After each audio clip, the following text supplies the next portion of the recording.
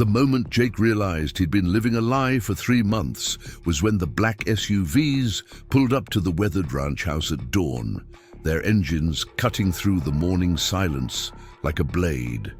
Standing in the doorway with paint-stained hands and calloused fingers, he watched as men in expensive suits stepped out onto the dusty gravel, their polished shoes a stark contrast to the worn timber porch he'd just finished repairing. Behind them emerged a woman he'd never seen before, her silver hair immaculately styled, her presence commanding even from a distance.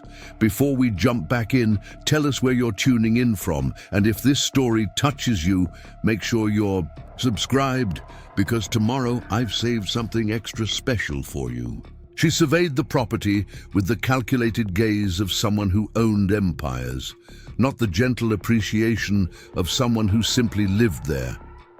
That's when Jake understood with crushing clarity that everything Margaret had told him about her, modest retirement savings and fixed income, had been a carefully constructed fiction. The woman who'd been paying him $20 an hour to fix her broken fence posts and patch her leaking roof wasn't a struggling widow scraping by on Social Security.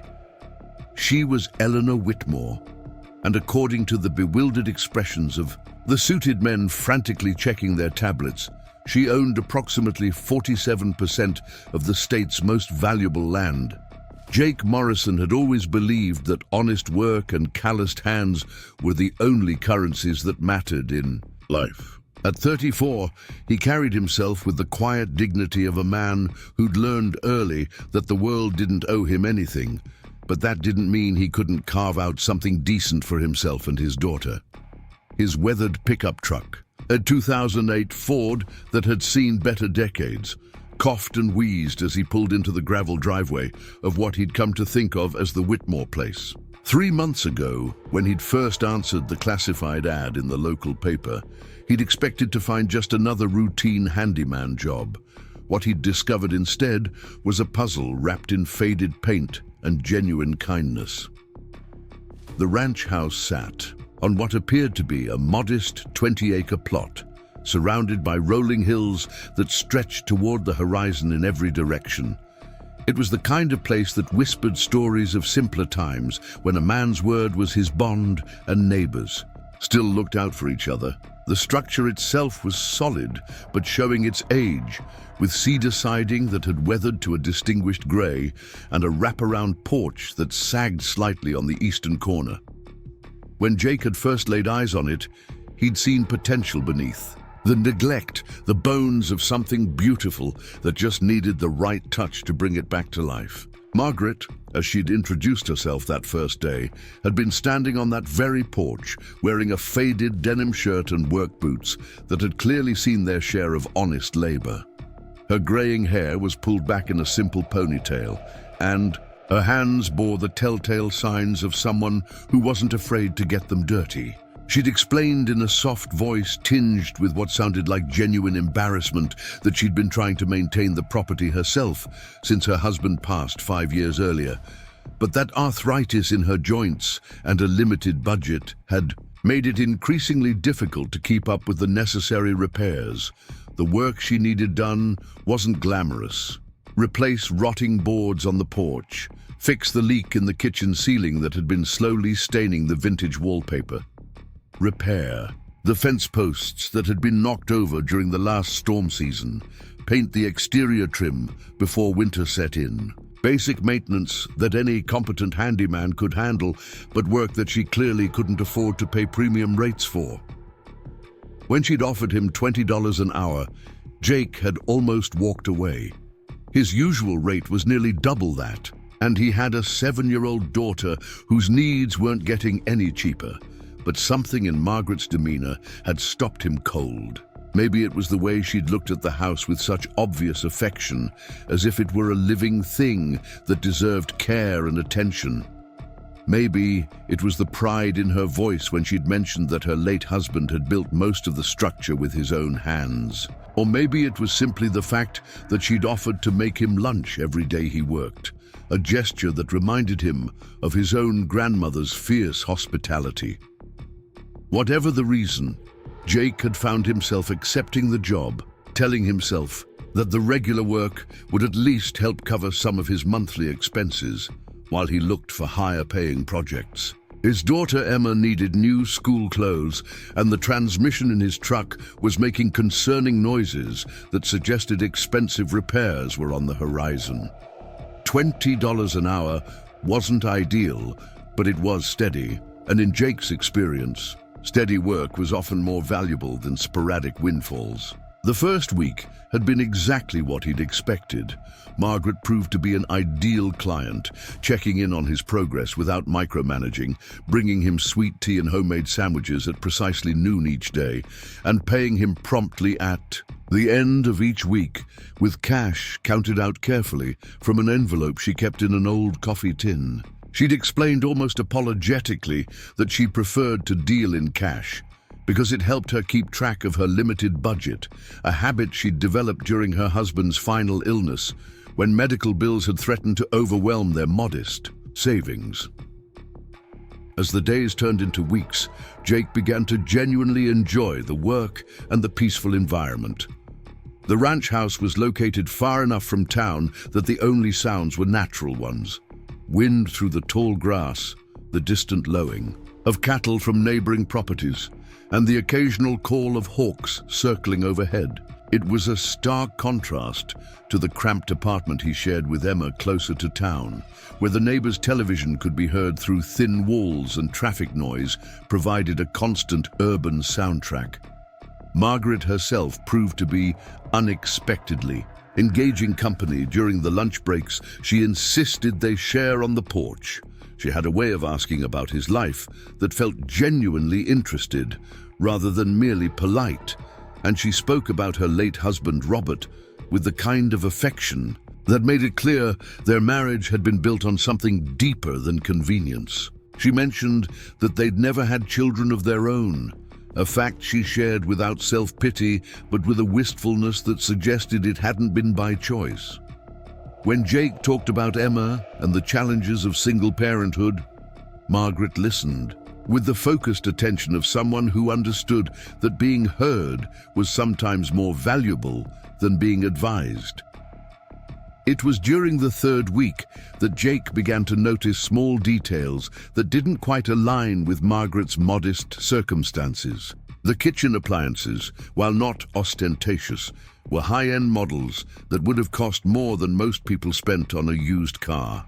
The hardwood floors throughout the house were clearly original, but had been refinished with a level of craftsmanship that spoke to professional restoration rather than do-it-yourself efforts. Most telling of all was the study where Margaret kept her paperwork, a room lined floor to ceiling with leather-bound books that Jake recognized as first editions of classic literature and historical texts. When he'd complimented her on the collection, she'd smiled and mentioned that reading had always been her greatest passion. But the casual way she'd dismissed what was clearly a library worth tens of thousands of dollars had struck him as odd. Still, none of these observations had prepared him for what he'd discovered during the fourth week while repairing a section of damaged drywall in the guest bedroom. Behind a loose panel, he'd found a folder that had apparently been forgotten, filled with what appeared to be legal documents and correspondence. Jake wasn't the type to snoop through someone else's private papers, but the letterhead on several of the documents had caught his eye. They were from Hartley, Blackstone and Associates, one of the most prestigious law firms in the state, the kind of outfit that specialized in corporate mergers and high-stakes litigation rather than the routine legal needs of modest retirees. Jake had quickly returned the folder to its hiding place and finished the repair work, but the discovery had left him with a growing sense that there was more to Margaret's story than she'd shared. The feeling had intensified when he'd noticed the subtle but unmistakable signs of expensive security measures throughout the property. Preparing and narrating this story took us a lot of time, so if you are enjoying it, subscribe to our channel. It means a lot to us. Now back to the story. The seemingly rustic gate at the end of the driveway was actually equipped with an electronic lock system that would have cost thousands to install. Several of the windows had nearly invisible sensors that suggested a sophisticated alarm system. Most curious of all, Jake had spotted what appeared to be high-end surveillance cameras disguised as decorative elements on the porch and barn. These discoveries might have prompted a less scrupulous person to ask uncomfortable questions or demand higher wages, but Jake had been raised to mind his own business and honor his commitments. If Margaret wanted to keep her private affairs private, that was her right. His job was to fix what was broken and maintain what needed maintaining, nothing more. Besides, he'd grown genuinely fond of their daily routine and the peaceful atmosphere of the ranch. Emma had started asking about Miss Margaret with the enthusiasm of a child who'd found a surrogate grandmother, and Jake had begun to think of the job as something more than just a temporary source of income. Margaret had proven to be everything she'd presented herself as: kind, intelligent, and genuinely appreciative of good work. She never criticized his methods or questioned his timeline, trusting him to know his trade and respecting the fact that equality took time. When he'd suggested replacing the entire front porch rather than just patching the worst spots, she'd agreed immediately, saying that her husband would have wanted the job done right rather than done cheap. When a late-season storm had damaged part of the roof, she'd asked him to repair it properly rather than looking for the quickest fix, even though she'd apologized for the additional expense. It was this combination of trust and consideration that had led Jake to begin taking genuine pride in the work he was doing at the ranch. Each repair he completed felt like a small restoration of something valuable, a contribution to preserving something that had been built with care and deserved to be maintained with the same attention to detail. He'd started staying later than strictly necessary, adding small improvements that Margaret hadn't requested but that he felt the house deserved. A coat of wood stain on the porch railings, properly weatherproofing the window frames, repairing the decorative shutters that had been damaged by years of wind and weather. Margaret had noticed these extra efforts and had tried to compensate him for the additional time, but Jake had insisted that the work was included in his regular rate. It felt good to take care of something beautiful, to use his skills for more than just quick fixes and emergency repairs. The ranch house was becoming a showcase of everything he was capable of when given the time and freedom to do things properly. And he'd begun to think that when the current project list was completed, he might ask Margaret if she'd be interested in having him tackle some of the larger renovations the property could benefit from. The guest bathroom could use a complete overhaul. The barn needed new roofing and could be converted into a workshop space. The landscaping around the house showed signs of having once been professionally designed, but now needed restoration and updating. With Margaret's permission and a reasonable budget, Jake could envision transforming the entire property into something that would be featured in architectural magazines. The thought of taking on such a comprehensive project excited him in a way he hadn't experienced since his days working with his father's construction crew, before life had forced him into the less creative world of emergency repairs and maintenance. Calls.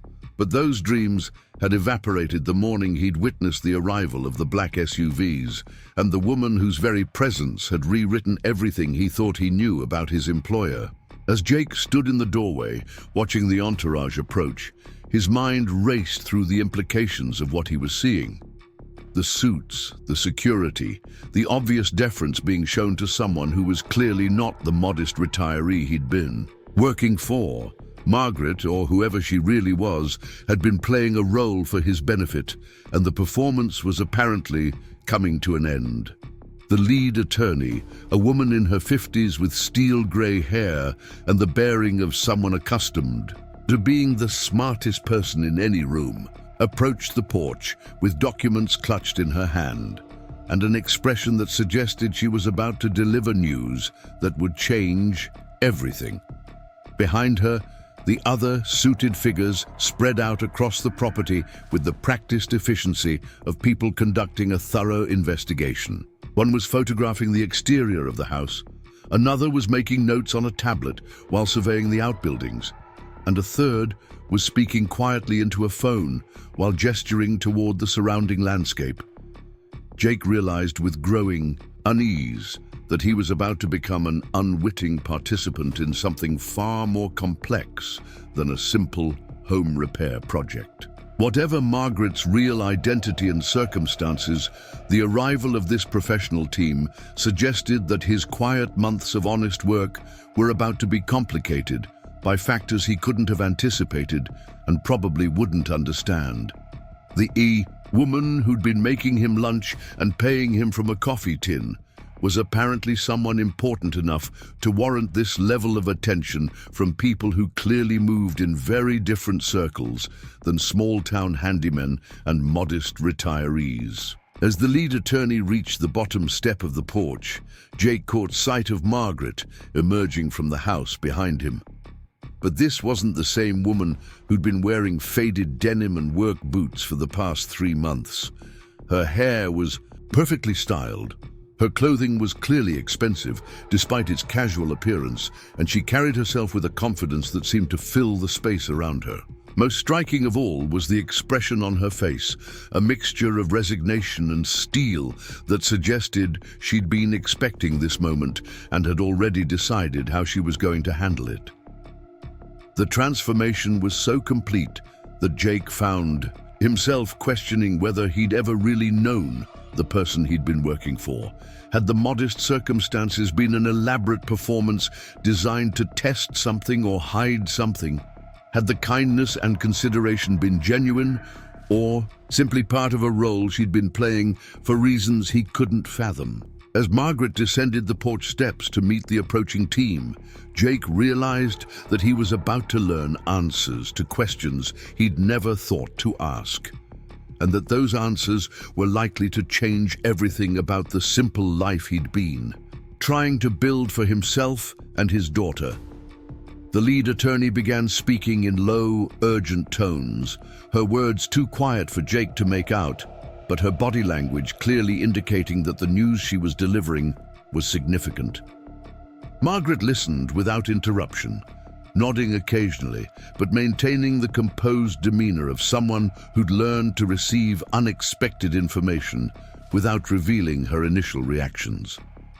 The other suited figures continued their documentation of the property, their movements suggesting they were conducting some kind of official assessment or inventory. Jake found himself caught between the desire to retreat into the house and give them privacy for what was obviously an important conversation, and the practical reality that he had work tools scattered across the porch that he couldn't simply abandon.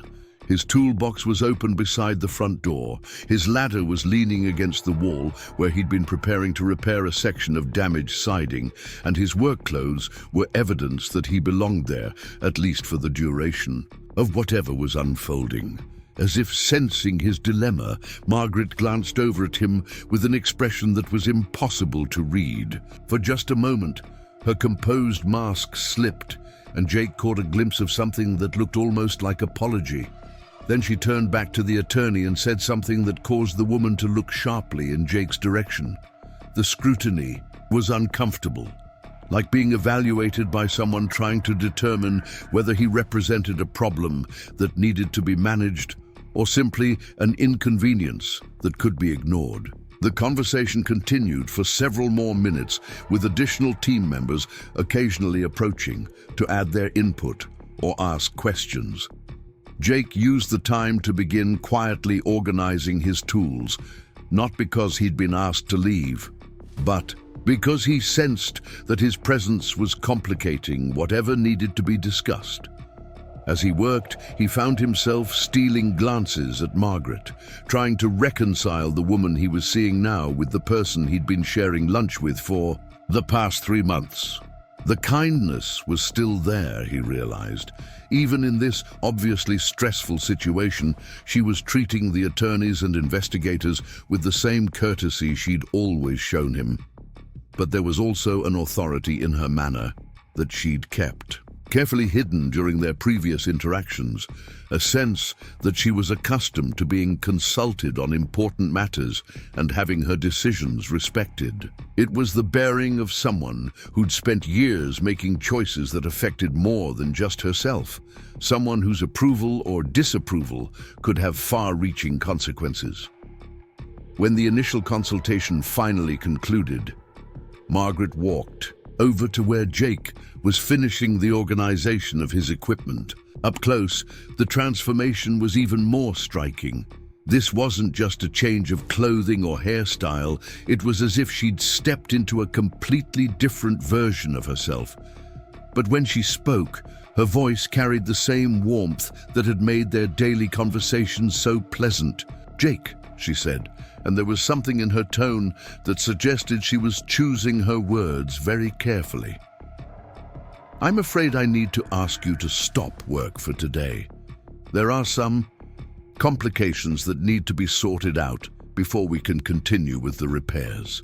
The word complications struck Jake as a significant understatement, given the small army of professionals currently examining every inch of the property, but he simply nodded and continued packing his tools. "Of course, Miss Margaret. Should I plan to come back tomorrow, or do you need more time?" She hesitated, glancing back toward the group of attorneys who were now deep in discussion among themselves. "I'm not sure yet. This situation is more complex than I anticipated. It might be several days before I know how to proceed." Jake could hear the weight in her voice, the suggestion that whatever was happening was bigger than simple complications. "Is everything all right? I mean, is there anything I can do to help?" The question seemed to surprise her, and for a moment her composed facade cracked slightly. "You've been helping more than you know, Jake. The work you've done here, the care you've taken with the repairs. It's meant more to me than I think you realize." There was something almost wistful in her tone, as if she was already thinking of their arrangement in the past tense. Jake felt a sudden clutch of concern, not just for his income, but for what had become a routine he genuinely valued. The ranch house project had given him a sense of purpose and stability that had been missing from his life since his divorce, and the thought of losing it felt like more than just a professional setback. "Whatever's going on," he said, shouldering his toolbox. "I hope you know that I'm not the kind of person who asks uncomfortable questions or causes problems for his clients. If you need someone you can trust to keep working on the house while you deal with whatever this is, I'm your guy." Margaret studied his face for a long moment, as if trying to determine whether his offer was motivated by simple professionalism or something more complicated. Finally, she nodded slowly. "I'll call you in a few days, Jake. Once I understand better what we're dealing with, we can discuss how to move forward." As Jake loaded his tools into the truck, he couldn't shake the feeling that he was driving away from more than just a job. The past 3 months had represented a kind of stability and purpose that had been rare in his adult life, and the uncertainty of what came next felt heavier than it probably should have. He'd grown attached not just to the work itself, but to the routine, the setting, and yes, to Margaret's quiet companionship during those daily lunch breaks. The drive back to town gave him time to process what he'd witnessed and try to make sense of the dramatic shift in his circumstances. The woman he'd been working for was clearly not who she'd presented herself to be, but that didn't necessarily mean she'd been intentionally deceptive. Maybe she'd simply been trying to live a simpler life, away from whatever complexities had brought those attorneys to her door. Maybe the modest persona had been her preferred version of herself, and the arrival of the legal team represented an unwelcome return to obligations she'd been trying to escape. Whatever the truth, Jake found himself hoping that when Margaret called, it would be to resume their arrangement rather than to terminate it permanently. Thank you for being patient while I sorted things out. I know this situation hasn't been fair to you, and I appreciate your discretion more than you know." After she hung up, Jake sat in his truck outside the elementary school where he'd just dropped off Emma, staring at his phone and trying to imagine what tomorrow's conversation might bring. In less than 24 hours, he would finally learn who Margaret really was and what role, if any, he would play in whatever came next. The uncertainty was unsettling, but underneath the anxiety was a current of excitement that he hadn't felt in years. Whatever tomorrow brought, it was unlikely to be ordinary, and Jake realized that he was ready for his life to be something other than a careful management of modest expectations and limited possibilities. The ranch house had already changed him in ways he was just beginning to understand. Whether it continued to be part of his future or became simply a memory of 3 months when his work had felt like something more than just a way to pay bills, the experience had reminded him that he was capable of more than he'd been settling for. Tomorrow's conversation with Margaret would determine whether that realization led to new opportunities or simply to a clearer understanding of what he wanted to pursue next. Either way, Jake was finally ready to stop accepting less than what his skills and dedication deserved. The transformation he'd witnessed in Margaret had been dramatic, but he was beginning to realize that the past 3 months had changed him too, in ways that would outlast whatever revelations tomorrow might bring. Jake arrived at the ranch house the next morning to find Margaret waiting for him on the porch with 2 cups of coffee and an expression that carried the weight of someone preparing to dismantle carefully constructed walls. The legal team's vehicles were nowhere to be seen, and the property had returned to its familiar quiet, but something fundamental had shifted in the atmosphere. Margaret looked like herself again, wearing the comfortable clothes and unpretentious demeanor he'd grown accustomed to, yet there was an underlying tension that suggested the previous day's revelations were about to be addressed head-on. She handed him the coffee without the usual small talk about the weather or his drive out from town, instead gesturing for him to take a seat in one of the porch chairs that had become their informal meeting place during their daily lunch breaks. The silence stretched between them for several moments, not uncomfortable exactly, but charged with the anticipation of words that would change everything they'd established over the past 3 months. When Margaret finally spoke, her voice carried a steadiness that suggested she'd rehearsed this conversation multiple times. "I suppose you're wondering why a team of attorneys descended on what you thought was a modest ranch house owned by a retiree living on a fixed income." She paused to take a sip of her coffee, her eyes focused on the horizon rather than meeting his gaze directly. "The truth is considerably more complicated than what I've led you to believe, and I owe you an explanation that should have come much sooner." Jake settled back in his chair, recognizing that this was going to be one of those conversations that redefined everything he thought he understood about his current circumstances. "I figured there was more to the story when I saw those SUVs and the way those people were treating you, but I also figured that if you wanted me to know something, you'd tell me in your own time." Margaret smiled at this, the first genuine expression of warmth he'd seen from her since the previous morning's drama. "That's exactly the kind of response I was hoping for, and exactly why this conversation is going to be more difficult than I anticipated." She turned to face him directly, her expression becoming more serious. "My name really is Margaret, though most people in my professional life know me as Eleanor Margaret Whitmore. The ranch house and the 20 acres immediately surrounding it represent a very small fraction of what I actually own in this state." The admission hung in the air between them like a bridge that, once crossed, would make their previous relationship impossible to return to. Jake had suspected something along these lines since witnessing the attorney's arrival, but hearing it confirmed still felt like stepping into a different reality.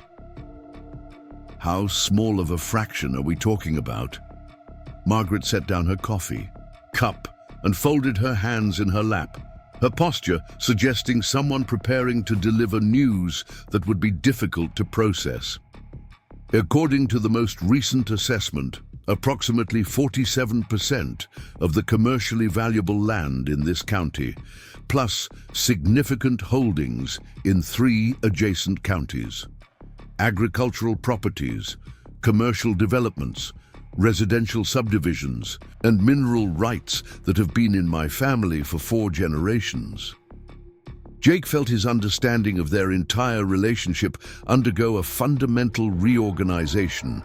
The modest widow, struggling with arthritis and limited finances, had been an elaborate fiction, though he was beginning to suspect that the motivations behind that fiction were more complex than simple deception.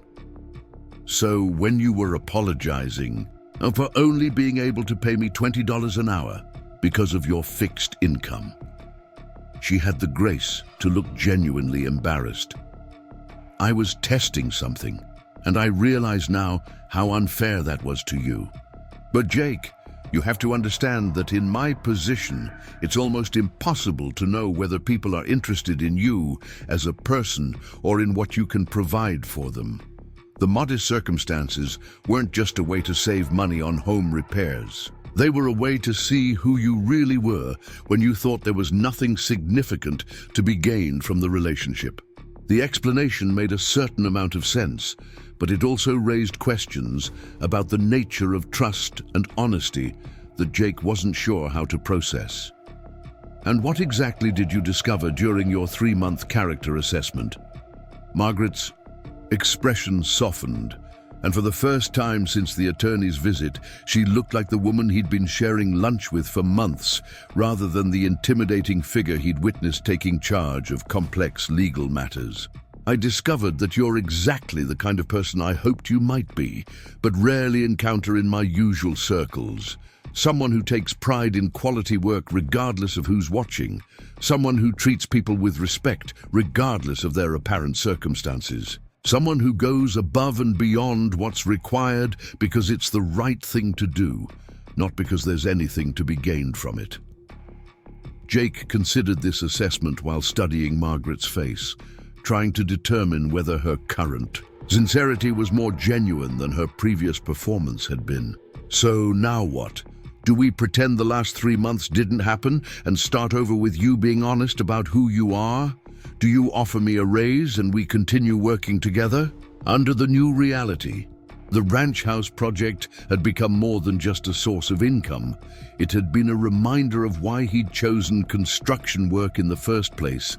The satisfaction of building and repairing and improving something that would outlast his own efforts. In a life that had been marked by too many temporary situations and failed relationships, the steady rhythm of honest work in a beautiful setting had felt like a glimpse of something more sustainable. But as he pulled into the parking lot of his apartment complex, Jake realized that the morning's revelations had raised questions that went beyond his employment status. If Margaret was indeed the Eleanor Whitmore that the attorneys had seemed to be discussing, then his casual research into local property records was about to become much more interesting. Eleanor Whitmore wasn't just a name that appeared occasionally in the business section of the local newspaper. She was a figure whose financial decisions affected entire communities, whose property holdings included everything from commercial developments to agricultural land that stretched across multiple counties. The implications of this possibility were staggering.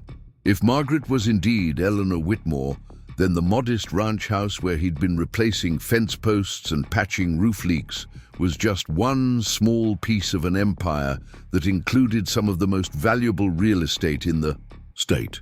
The $20 an hour she'd been paying him wasn't a significant expense for someone managing a limited retirement budget. It was pocket change for someone whose monthly income probably exceeded what most people earned in a year. This realization brought with it a complex mixture of emotions that Jake wasn't sure how to process. On one hand, there was relief at the thought that Margaret's financial constraints had been fictional, which meant that if she chose to continue their arrangement, she could easily afford to pay him a rate that better reflected the quality of his work. On the other hand, there was a sense of betrayal at having been deceived about something so fundamental to their relationship. He'd accepted below-market wages because he'd believed he was helping someone who genuinely needed the assistance, not because he'd been participating in some kind of elaborate performance. But the more Jake thought about it, the more he realized that his feelings about the deception were complicated by the fact that Margaret's treatment of him had never felt condescending or false. She hadn't acted like someone doing charity work or slumming among the working class.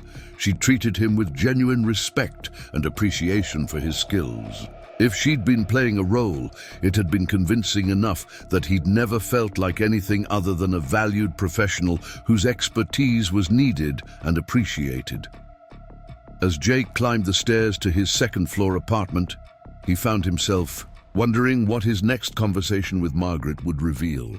Would she acknowledge the deception and explain her motivations?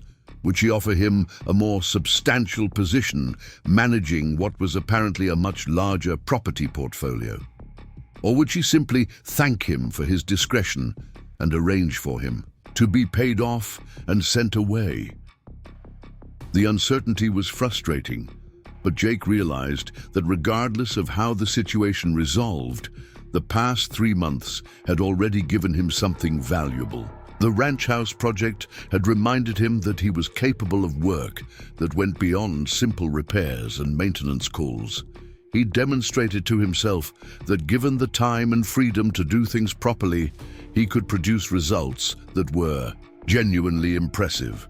Whether or not Margaret chose to continue their arrangement, he now had a portfolio of recent work that could help him pursue the kind of comprehensive renovation projects he'd always wanted to tackle. Emma was waiting for him when he walked through the door, her backpack already prepared for school and her lunch money counted out on the kitchen counter. At 7, she was developing the kind of self-sufficiency that children of single parents often acquired early. But she still greeted him each morning with the enthusiasm that made all of his efforts worthwhile. "How's Miss Margaret's house coming?" "Along, Dad?" she asked, the question that had become part of their morning routine. Emma had never visited the ranch, but Jake's daily reports about his progress had made her feel invested in the project. "It's uncomplicated right now, sweetheart," Jake replied, not sure how to explain what he'd witnessed without worrying her about their financial stability. "Miss Margaret has some business things she needs to take care of, so I might not be working there for a few days." Emma's face fell slightly. She'd grown attached to the stories about the ranch house and had been looking forward to eventually meeting the woman who made her father lunch every day and seemed to appreciate his work. "Is she okay? Is the house okay?" "Everything's fine," Jake assured her, though he wasn't entirely certain that was true. Sometimes adults have to deal with complicated paperwork and legal stuff. It doesn't mean anything's wrong, just that things need to get sorted out properly. As he drove Emma to school and then headed to the coffee shop where he usually spent his mornings calling potential clients, Jake found himself unable to stop thinking about the transformation he'd witnessed.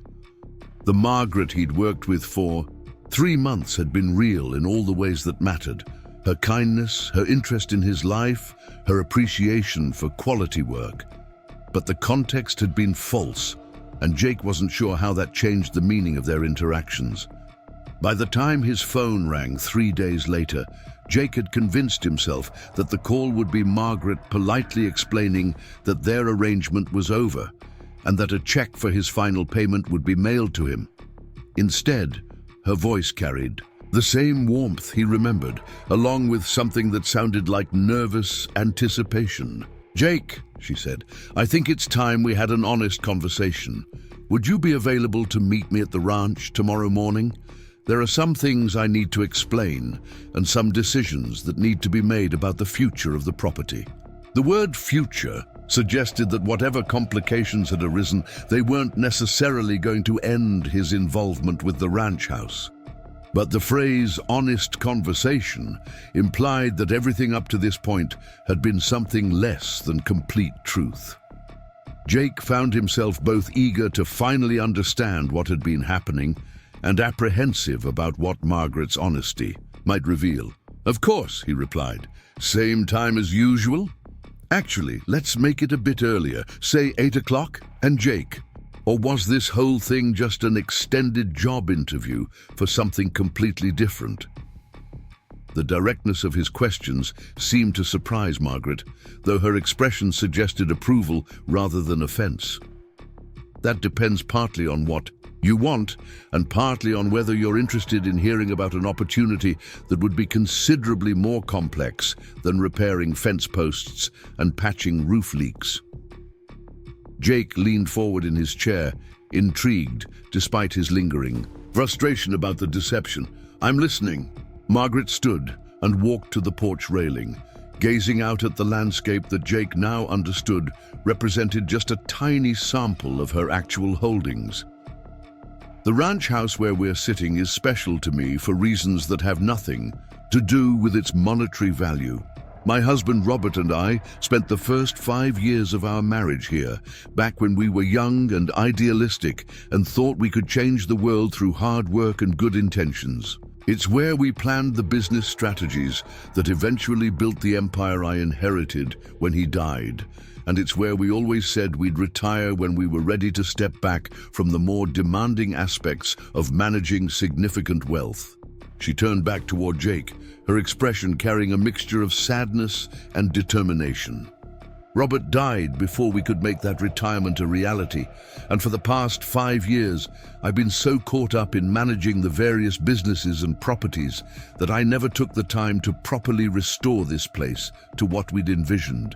The attorneys who visited yesterday came to inform me that there are some significant changes coming to my financial situation that will require me to make some difficult decisions about which properties to maintain and which to divest." Jake felt a chill of apprehension. "And the ranch house is one of the properties you're considering selling?" Margaret shook her head firmly. "Quite the opposite. The ranch house is the one property I'm absolutely determined to keep, regardless of what other sacrifices that decision might require.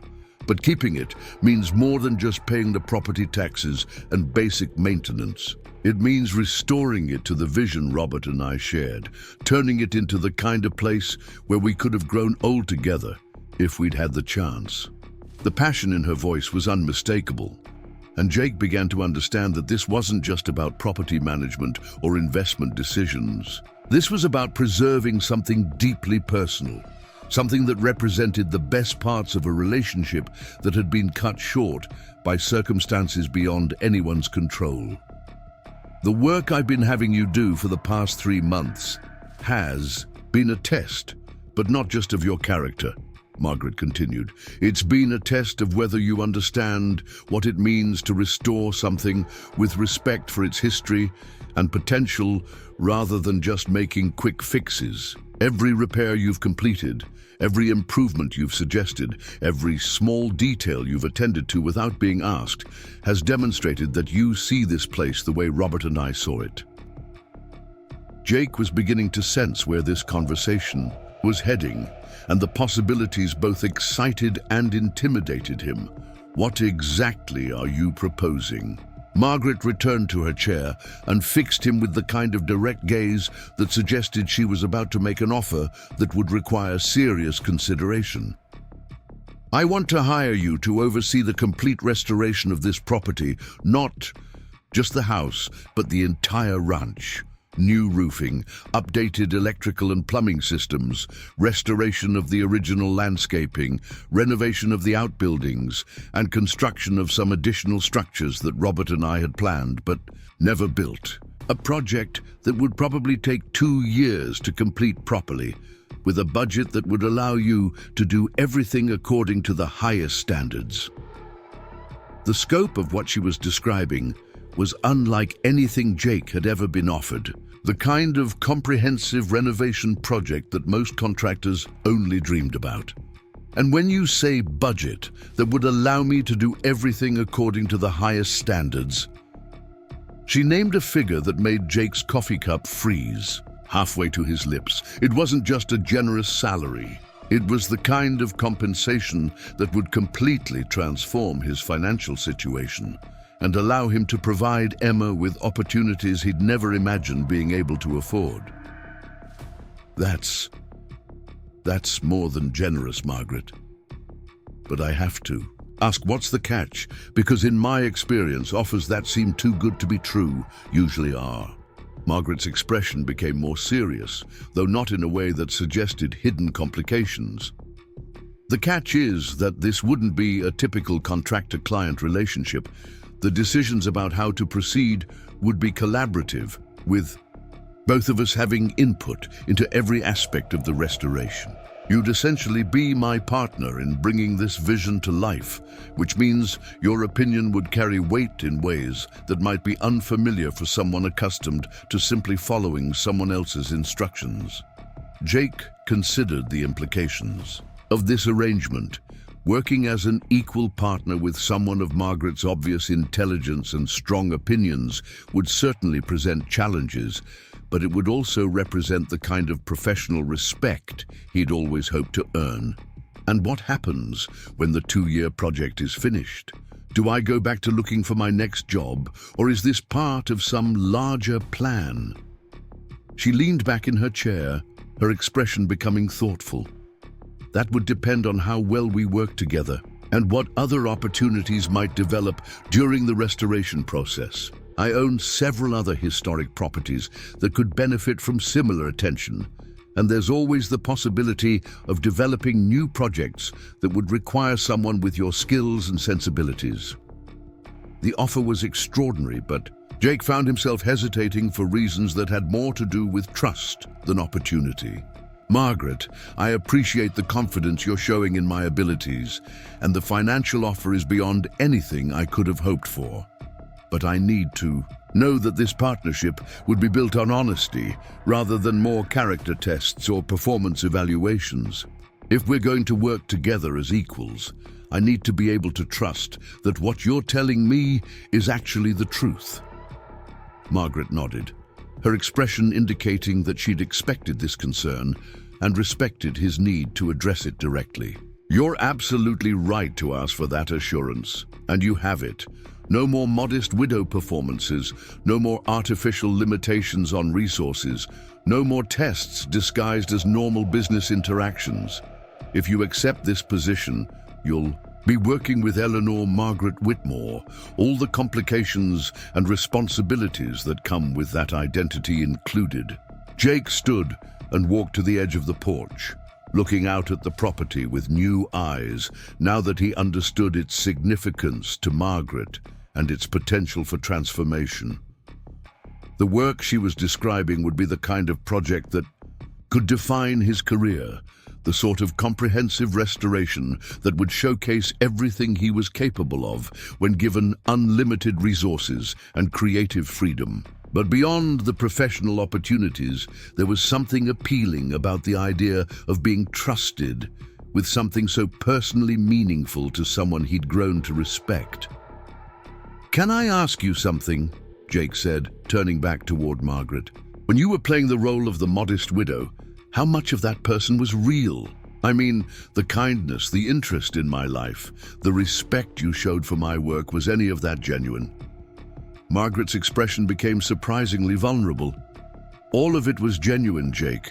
The financial circumstances were fictional, but everything else was exactly who I am when I'm not dealing with board meetings and investment decisions and all the other complications that come with managing significant wealth.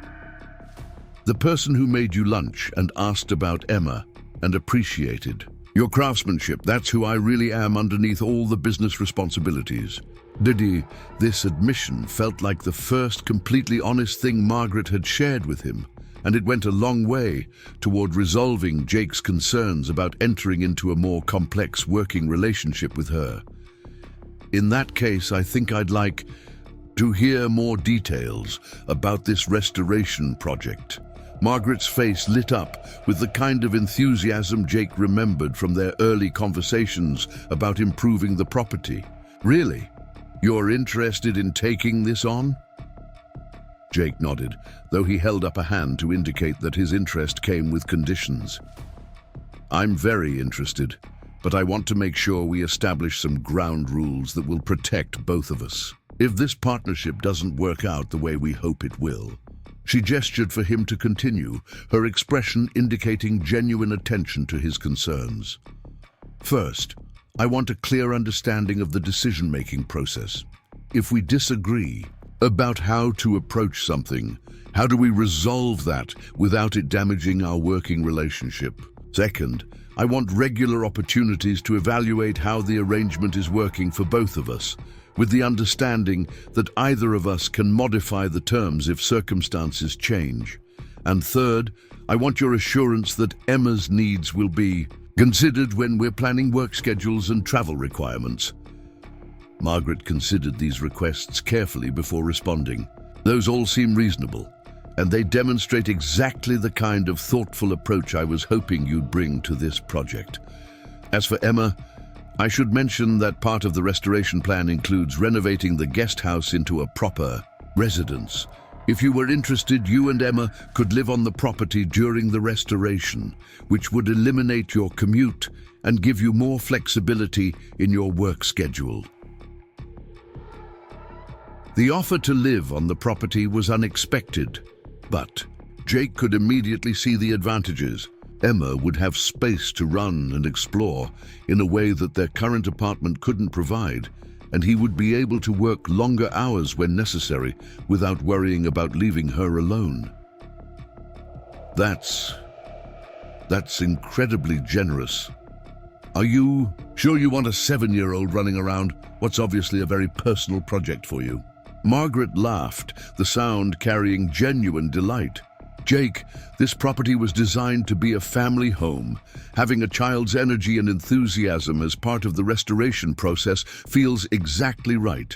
Besides, I suspect Emma might have some valuable perspective on which improvements would make the place more welcoming for future generations. As they continued discussing the details of the proposed arrangement, Jake found himself getting caught up in Margaret's vision for the property. She described plans for restoring the original gardens, renovating the barn into a workshop space that could accommodate large-scale projects, adding a greenhouse that could provide fresh vegetables year-round, and updating the infrastructure to support modern conveniences without compromising the ranch's historic character. The more she talked, the more Jake realized that this wasn't just about restoring a building. It was about creating a comprehensive living environment that honored the past while embracing the future. The kind of project that would require not just construction skills, but genuine creativity and vision. There's one more thing I should mention, Margaret said as their conversation began to wind down. The attorneys who visited yesterday weren't just providing routine updates. There are some significant changes coming to my business holdings that will require me to spend more time traveling and attending to various legal matters. Having someone I trust completely overseeing this restoration will allow me to focus on those responsibilities without worrying about the ranch. Jake sensed that there was more to this situation than Margaret was sharing, but he also recognized that some aspects of her business dealings were probably confidential and not directly relevant to their working relationship. How often would you be traveling? And how much independence would I have in making day-to-day decisions about the restoration? She considered this question carefully. Probably 2 or 3 days a week, sometimes longer trips when major legal proceedings require my presence. As for independence, once we've established the overall vision and priorities, I'd want you to handle most of the routine decisions without waiting for my approval. You'd have access to the project accounts and the authority to hire whatever subcontractors or specialists the work requires. The level of trust and responsibility she was describing was both flattering and somewhat overwhelming. Jake had never managed a project of this scope with this much financial freedom, but he was confident in his ability to handle the technical aspects and excited about the opportunity to work with unlimited resources for the first time in his career. "When would you want to start?" he asked, though he was already mentally organizing the preliminary assessments and planning that would need to be completed before any actual construction could begin. Margaret smiled, the expression carrying relief and anticipation in equal measure. "As soon as you're ready. I've already had structural engineers and systems specialists conduct comprehensive evaluations of the house and outbuildings, so we have detailed information about what needs to be done and in what order.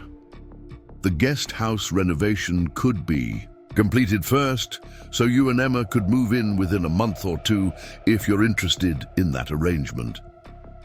Jake found himself nodding before he'd fully processed all the implications of what he was agreeing to. The opportunity was extraordinary, the compensation was beyond generous, and the chance to work on something meaningful with someone he'd grown to respect was exactly what he'd been hoping for without quite realizing it. "I think we have a deal," he said, extending his hand toward Margaret. "Partners in bringing your vision to life." She shook his hand firmly, her grip carrying the strength of someone accustomed to making important agreements. "Partners," she agreed. "And Jake, thank you for being willing to take this leap with me. I think we're going to create something remarkable together." As they spent the rest of the morning walking through the property and discussing specific priorities for the restoration, Jake felt a sense of possibility and purpose that had been missing from his life for years. This wasn't just a job that would pay well. It was a chance to be part of something lasting and meaningful, to use his skills in service of a vision that honored both history and hope. The deception about Margaret's circumstances had been frustrating, but Jake was beginning to understand that it had also been necessary. Someone in her position probably encountered too many people who were interested in her resources rather than her ideas, and the 3 months of honest work and genuine conversation had established a foundation of trust that would be essential for the complex project they were undertaking together. When Margaret suggested that they drive around the property boundaries so he could see the full scope of what they'd be working with, Jake agreed immediately. As they climbed into her truck, a vehicle that was considerably more sophisticated than the modest circumstances she'd been portraying would have suggested, he realized that this day marked the beginning of a completely new chapter in his life. The past 3 months of careful work and growing friendship had been preparation for something neither of them had quite articulated, but which now seemed inevitable. They were going to transform this property into something extraordinary, and in the process, they were probably going to discover new possibilities for both their professional and personal lives. As they drove along dirt roads that revealed the true extent of Margaret's holdings, Jake found himself thinking about Emma and how she would react to the news that they'd be living on a ranch, and that her father would be working on the kind of project he'd always dreamed about. The stability and opportunities this arrangement would provide felt almost too good to be real, but the handshake they'd shared and the detailed discussions they'd had convinced him that Margaret was as committed to making this work as he was. By the time they returned to the ranch house for lunch, Jake was already mentally organizing the preliminary work that would need to be completed before the major restoration could begin. Margaret's vision was ambitious and comprehensive, but it was also achievable with proper planning and execution. The next 2 years were going to test both his skills and their partnership in ways he couldn't fully anticipate, but for the first time in his adult life, Jake felt genuinely excited about the future. The renovation of the guest house proceeded with the efficiency that Jake had never experienced in his professional career. With Margaret's resources backing every decision, materials arrived exactly when needed, specialists appeared within hours of being contacted, and permit approvals that normally took weeks were processed in days. Within 6 weeks of their partnership agreement, Jake found himself standing in a completely transformed two-bedroom cottage that bore little resemblance to the neglected outbuilding it had been just over a month earlier. Emma's reaction to their new home exceeded even Jake's optimistic expectations. The 7-year-old had spent their first evening on the ranch running from room to room, marveling at the space and the views, and declaring that she finally had room for all her books and art supplies. Her bedroom window looked out over rolling pastures where Margaret's horses grazed in the early morning light, and she'd already established a routine of sitting on the small porch with her breakfast to watch the animals begin their day. Jake had worried that the transition from their cramped apartment to the expansive ranch might be jarring for Emma, but she'd adapted with the resilience that children often display when faced with positive changes. She'd started helping with small tasks around the property, collecting eggs from the chicken coop that Margaret maintained, and learning to identify the various wildflowers that grew along the fence lines. Most importantly, she'd formed an immediate bond with Margaret that seemed to fill a grandmother-shaped void in her young life. The main house restoration had begun with a comprehensive assessment that revealed both the excellent bones of the original construction and the extensive work that would be required to bring the systems and finishes up to contemporary standards. Jake found himself coordinating with structural engineers, electrical contractors, plumbing specialists, and restoration experts who treated the project with the kind of attention typically reserved for museum-quality historical preservation.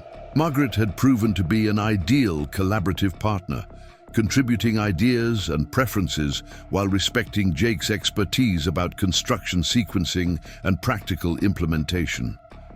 Their daily planning meetings had developed into extended conversations about everything from period-appropriate hardware to energy-efficient heating systems that wouldn't compromise the aesthetic integrity of the restoration.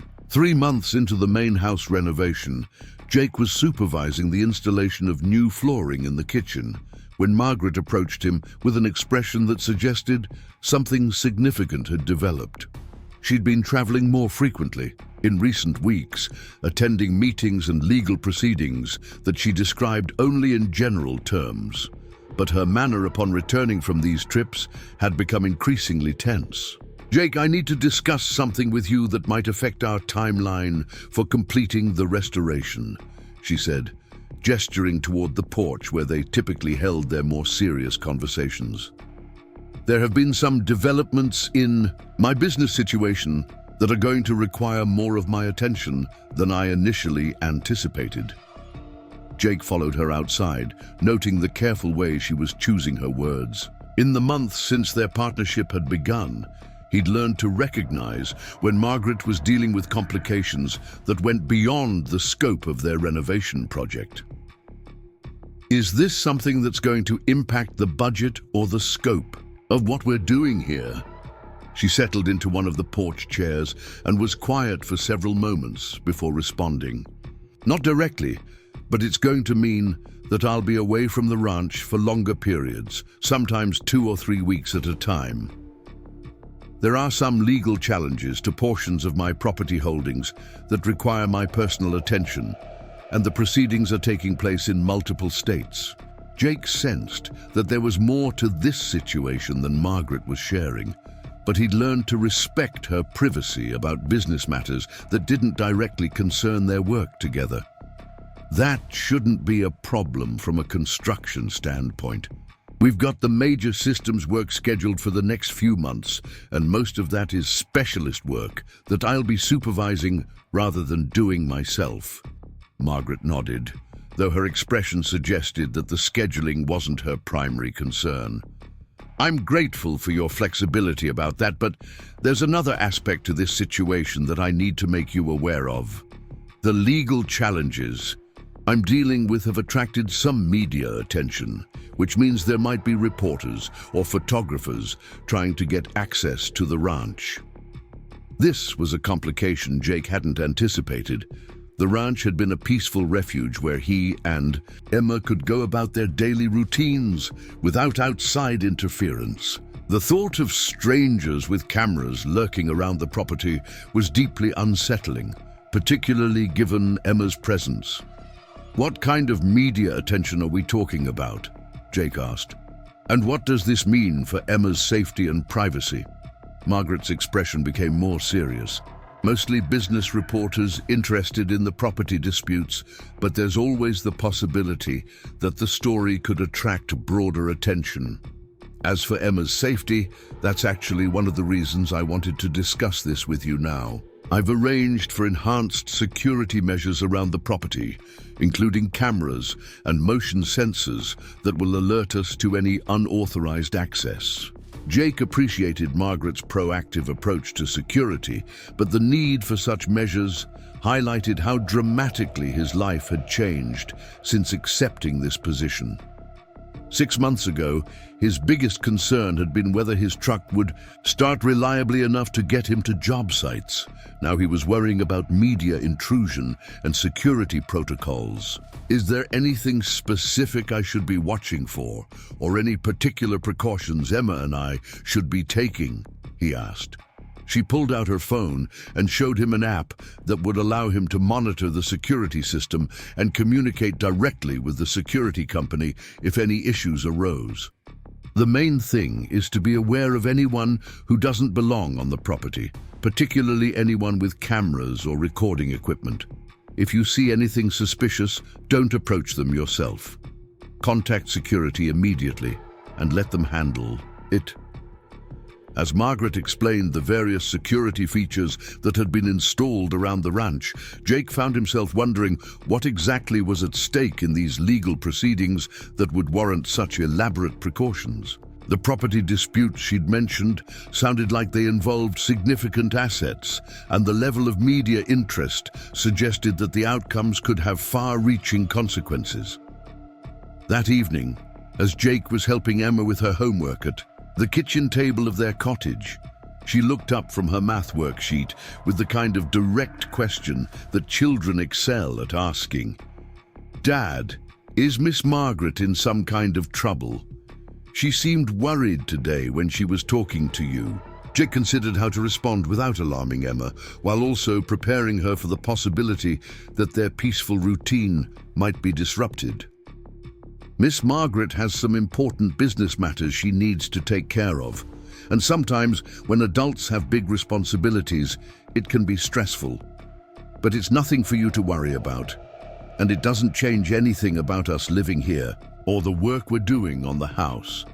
Emma nodded, accepting this explanation with the trust that children place in parents who've proven reliable. "I hope she doesn't have to travel too much.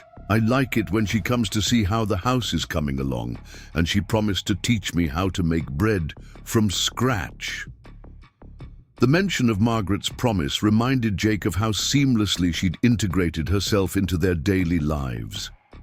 She'd kept every commitment she'd made to Emma, from teaching her about the horses to helping her start a small garden behind their cottage. Whatever business complications were consuming Margaret's attention, she'd been careful not to let them affect her relationship with Emma.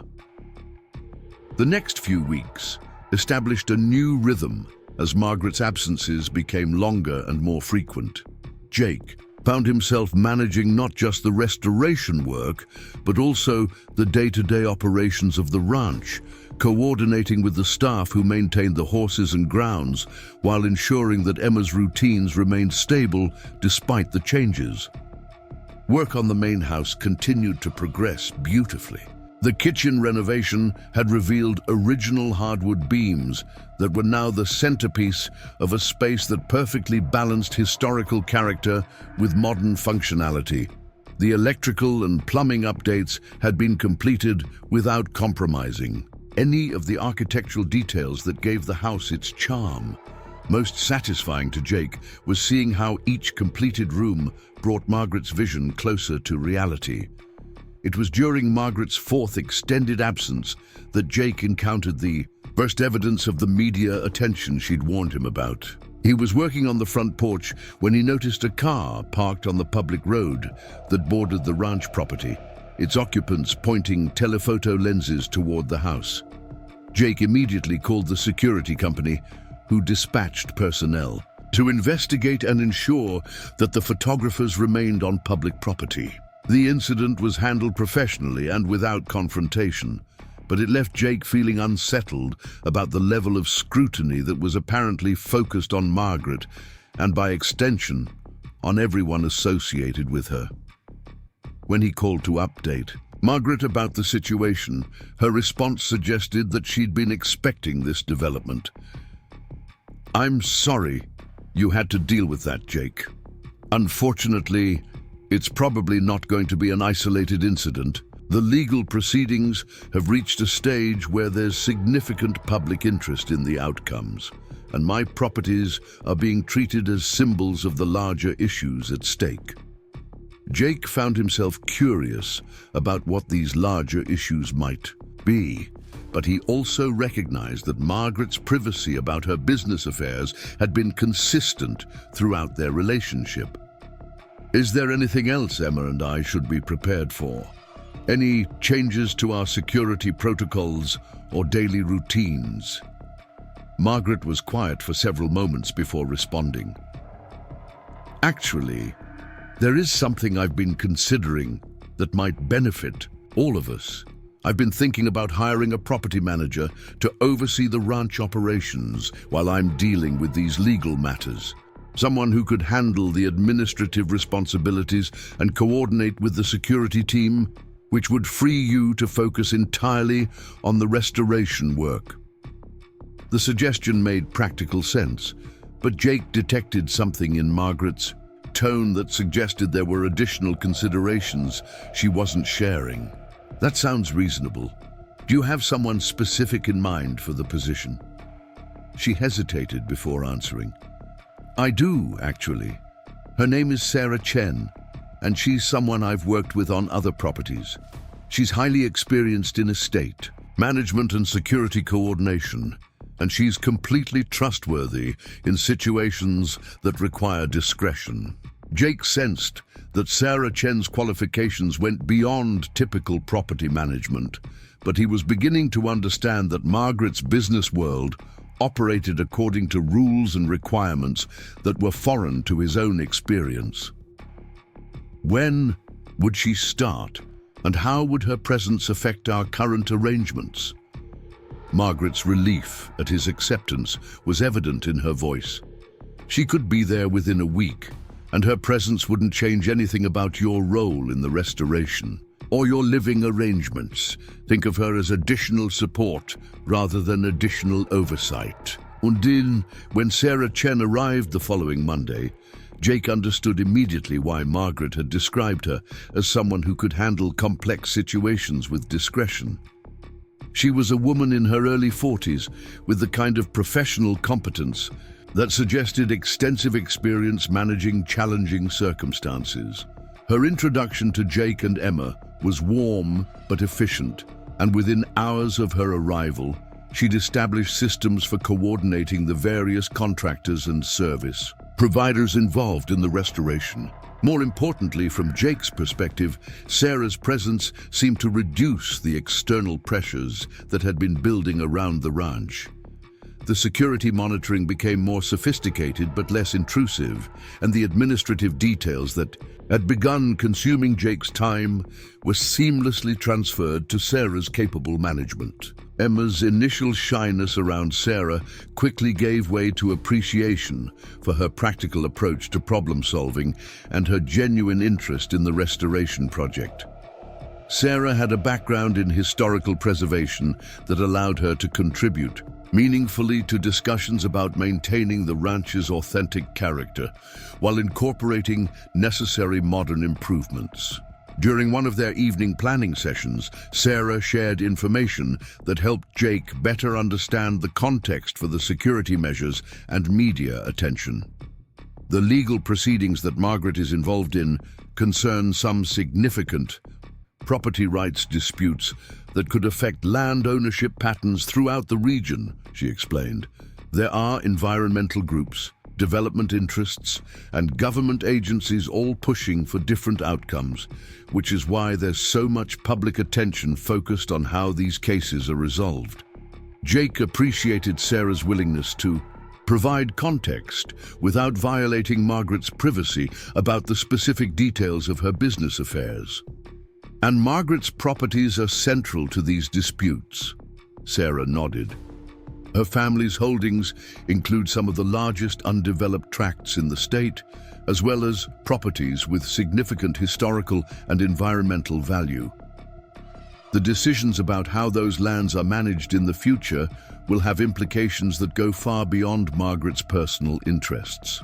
This explanation helped Jake understand why Margaret had been so careful about maintaining her privacy and why the ranch restoration had become more than just a personal project for her. Preserving the historical character of the property while demonstrating sustainable land management practices could serve as a model for how similar properties might be developed or preserved in the future. As autumn approached, the main house restoration reached a milestone that filled Jake with professional pride. The structural work was complete, the systems had been updated and tested, and the interior spaces were beginning to reflect the vision that he and Margaret had developed together. The kitchen renovation had exceeded even their optimistic expectations, creating a space that honored the home's historical character while providing all the functionality of a contemporary culinary workspace. Margaret's return from her longest absence yet coincided with the completion of the kitchen, and her reaction to seeing the finished space was everything Jake had hoped for. She stood in the doorway for several minutes, taking in the careful balance of restored original elements and thoughtful modern additions, before turning to him with tears in her eyes. "This is exactly what Robert and I dreamed this room could become," she said, running her hand along the restored wooden countertops that Jake's team had painstakingly refinished. "You've brought our vision to life in ways I wasn't sure would be possible." The emotional weight of her response reminded Jake that this restoration was about much more than construction and design. Each completed room represented a step toward fulfilling promises that Margaret had made to her late husband, dreams that had been interrupted by his death but not abandoned. Being part of that process felt like participating in something sacred, a responsibility that went beyond professional obligations. As they walked through the other completed spaces, Margaret shared updates about the legal proceedings that had been consuming so much of her time. The cases were progressing more slowly than anticipated, but the early indications suggested that the outcomes would favor preservation and sustainable development over more aggressive commercial exploitation of the disputed lands. "What does it mean for the ranch and for our restoration project?"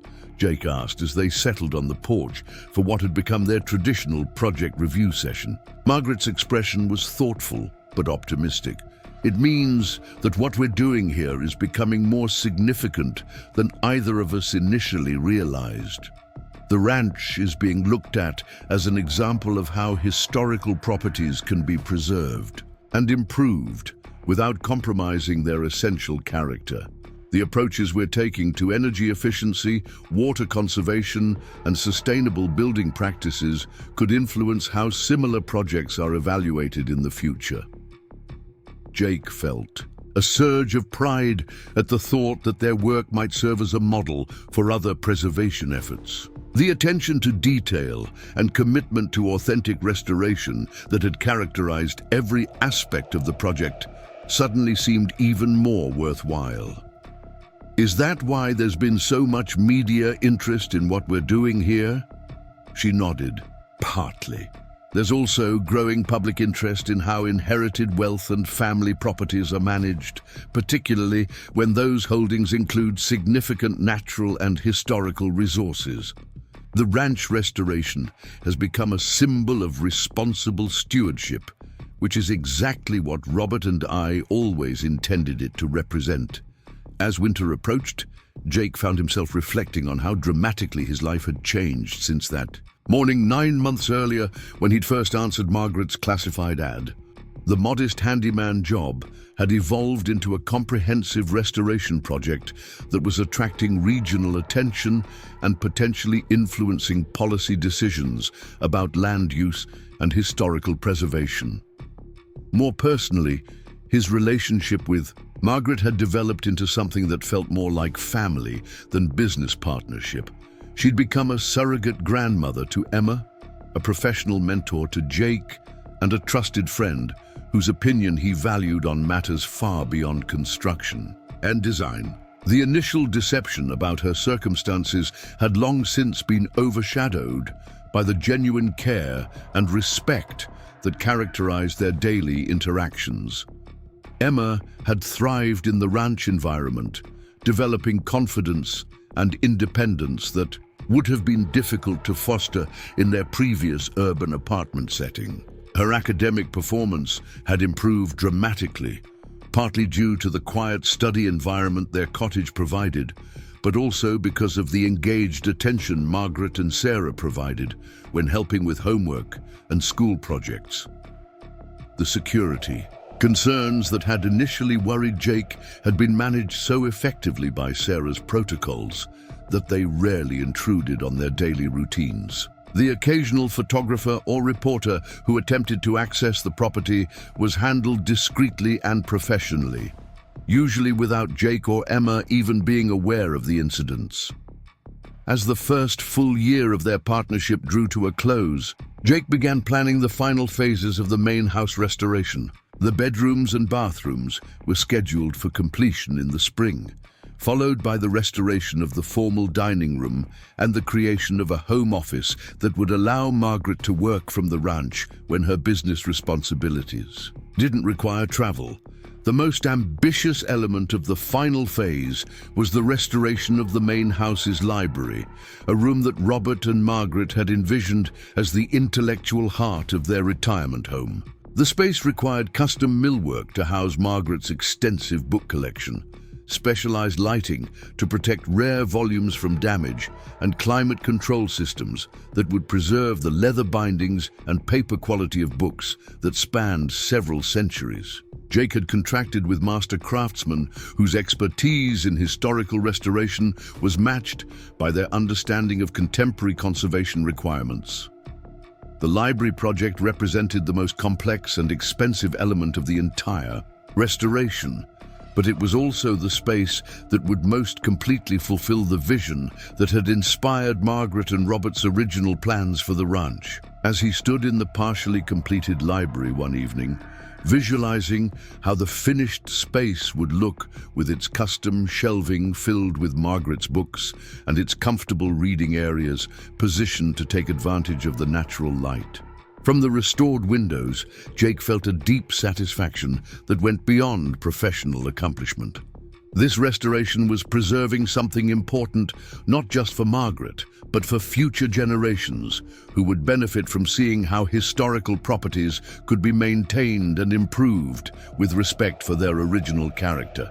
The security lighting that Sarah had installed illuminated the property boundaries as Jake walked back to his cottage, Emma's bedroom light visible through the window where she was probably reading before sleep. The peaceful routine they'd established at the ranch felt sustainable and meaningful in ways that their previous life had never quite achieved. Tomorrow would bring new challenges as the restoration work continued, and Margaret's legal proceedings would undoubtedly continue to require her attention for months to come. But the foundation they'd built together, both literally in terms of the renovated structures and figuratively in terms of their partnership and friendship, felt solid enough to weather whatever complications might develop. As Jake settled into his own evening routine, reviewing the next day's work schedule and checking in with Emma about her school assignments, he realized that the modest handyman job that had begun with replacing fence posts had evolved into something that was reshaping not just the ranch property, but his entire understanding of what was possible when work was approached with vision, resources, and genuine collaboration. The restoration was more than halfway complete, and every finished space exceeded the standards that Jake had initially thought achievable. But more importantly, The process had demonstrated that when trust and mutual respect formed the foundation of a working relationship, the results could exceed everyone's expectations in ways that went far beyond the original scope of the project. The call came at 3 in the morning on a Tuesday in February, jarring Jake from the deep sleep that had become routine since establishing their peaceful life at the ranch. Sarah's voice on the other end of the line carried an urgency that immediately brought him to full alertness, though her words initially made little sense through the fog of interrupted sleep. "Jake, I need you to get Emma and meet me at the main house immediately. Don't turn on any lights and use the back entrance through the mudroom. There's been a development with Margaret's legal situation that requires immediate action." The cryptic nature of Sarah's instructions sent adrenaline coursing through Jake's system as he quietly woke Emma and helped her dress in the dark. His daughter, still groggy with sleep, accepted his explanation that they needed to help Miss Margaret with something important, though her trust in his judgment was tested when he insisted they leave their cottage without turning on a single light. The main house was similarly dark when they approached, but Jake could see the faint glow of Sarah's flashlight guiding them toward the designated entrance. Inside, emergency lighting cast eerie shadows across the beautifully restored rooms that had become so familiar over the past 18 months. Margaret was waiting in the kitchen, her face pale, but her manner composed in the way Jake had learned to associate with her handling of serious crises. "I'm sorry to wake you both," Margaret said, immediately moving to embrace Emma, who was still confused but comforted by the familiar presence. "There have been some developments overnight that mean we need to leave the ranch for a while, possibly several weeks." Jake felt the bottom drop out of his stomach. The ranch had become more than just their home. It represented stability and security in ways that their previous apartment never had. The thought of abandoning the property, especially with the restoration, so close to completion, felt like losing everything they'd worked to build together. "What kind of developments?" Jake asked, though he suspected the answer would involve the legal proceedings that had been consuming increasing amounts of Margaret's attention over the past several months. Sarah answered before Margaret could respond. "The federal investigation into the property disputes has taken a more aggressive turn. There are allegations of environmental violations and fraudulent land transfers that could result in criminal charges. Until those allegations are resolved, it's not safe for any of us to remain on the property." The words "criminal charges" hung in the air like a physical presence, transforming the peaceful kitchen where they'd shared so many meals into something that felt suddenly foreign and threatening. Jake found himself struggling to reconcile this new reality with everything he thought he understood about Margaret's character and business practices. "Are you saying that Margaret is suspected of criminal activity?" Jake asked, his voice carefully controlled despite the turmoil he was feeling internally. Margaret answered this time, her tone carrying the weariness of someone who'd been anticipating this moment for months. "I'm saying that some very powerful people have decided that the best way to resolve the property disputes in their favor is to discredit me personally and legally. Whether the allegations have any merit is less important than the fact that they've been made by people with sufficient influence to ensure they're taken seriously by law enforcement." The explanation suggested a level of political and legal complexity that was far beyond anything Jake had imagined when he'd agreed to manage the ranch restoration. The peaceful rural setting and the focus on historical preservation had seemed completely removed from the kind of high-stakes conflicts that resulted in federal investigations and criminal allegations. "Where are we supposed to go?" Emma asked, her 7-year-old mind cutting through the adult complications to focus on the practical question that mattered most to her immediate sense of security. Margaret knelt down to Emma's eye level, her voice gentle despite the obvious stress she was experiencing. "I have a place where we'll be safe while the lawyers figure out how to resolve this situation. It's not as nice as the ranch, but it will be temporary, and we'll all be together. The promise that they would remain together provided some comfort. To Jake, though he was beginning to understand that their current crisis was about much more than temporary inconvenience. If Margaret was facing federal criminal charges, the implications for her property holdings, her financial resources, and her ability to continue the ranch restoration could be catastrophic. As Sarah efficiently coordinated their departure, Jake found himself observing Margaret with new eyes, trying to detect any signs of guilt or deception that might explain the allegations against her. What he saw instead was someone who appeared to be genuinely surprised by the aggressiveness of the legal assault, while simultaneously demonstrating the kind of calm competence that suggested she'd prepared for this possibility.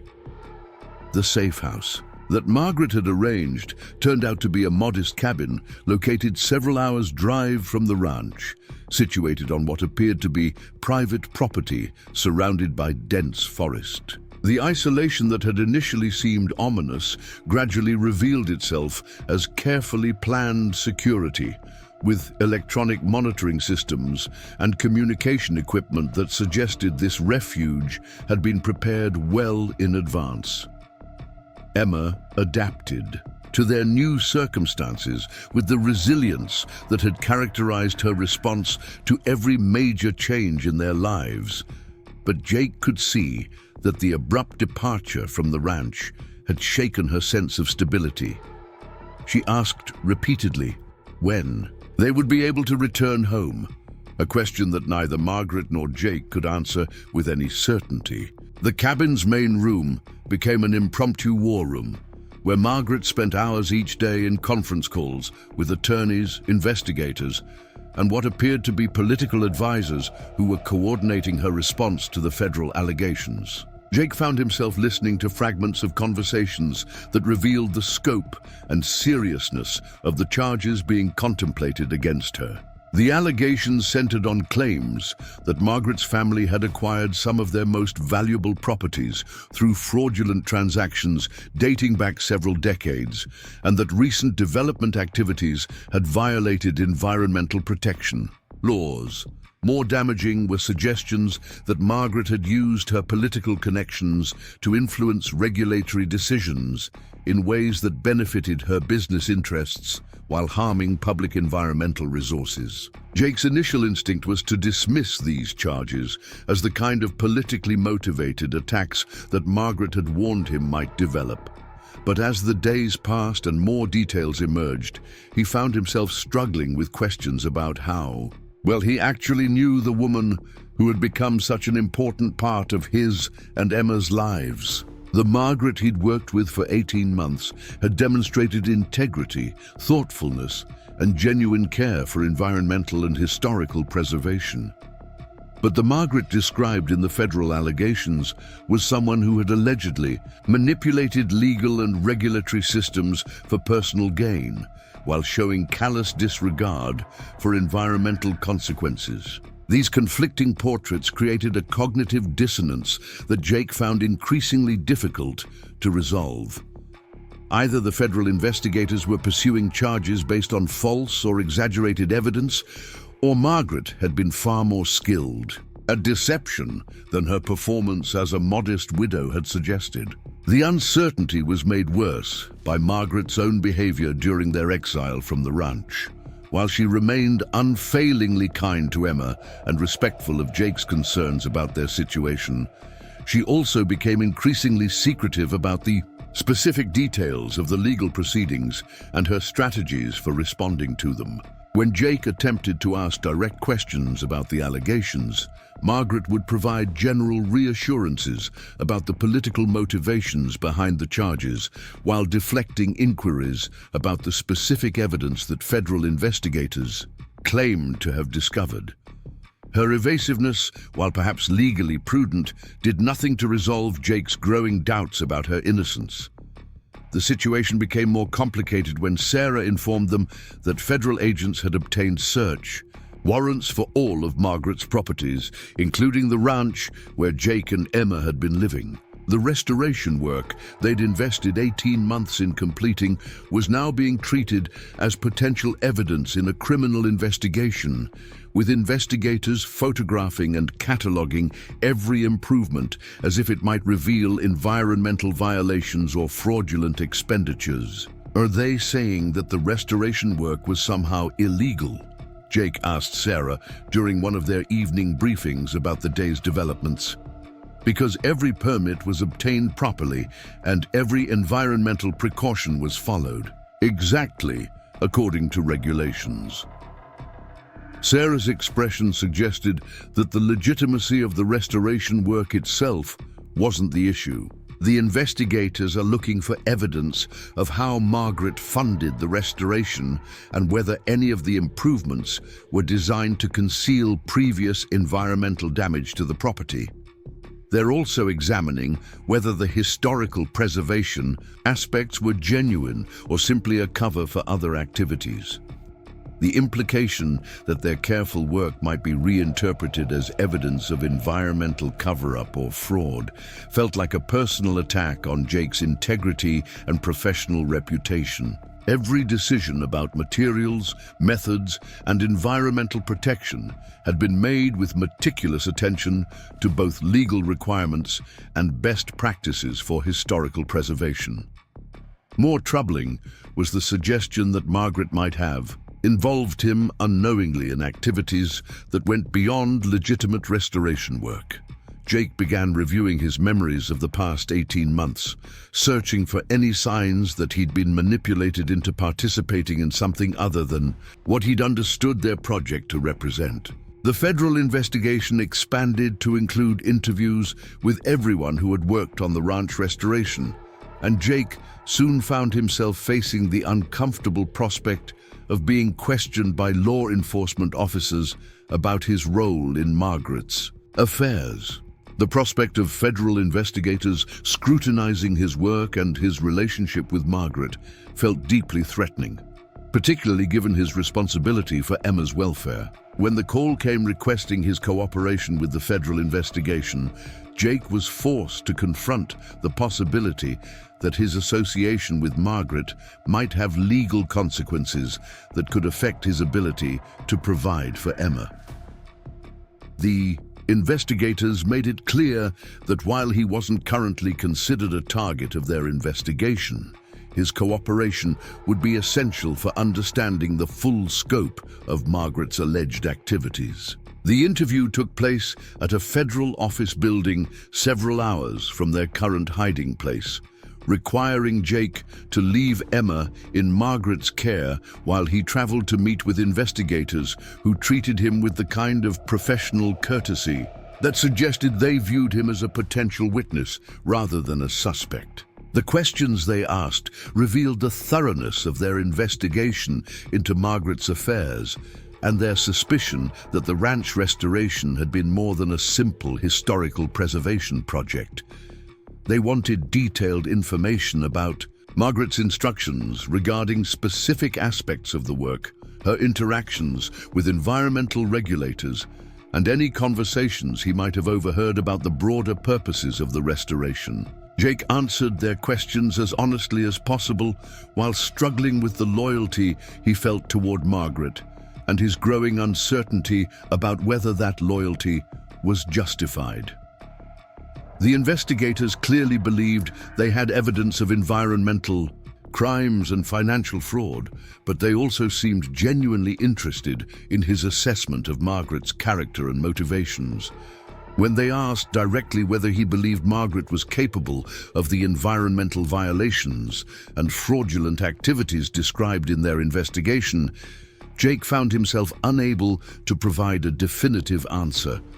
The Margaret he knew seemed incapable of the callous disregard for environmental protection that the charges suggested, but he was also forced to acknowledge that his knowledge of her business affairs was limited to what she had chosen to share with him.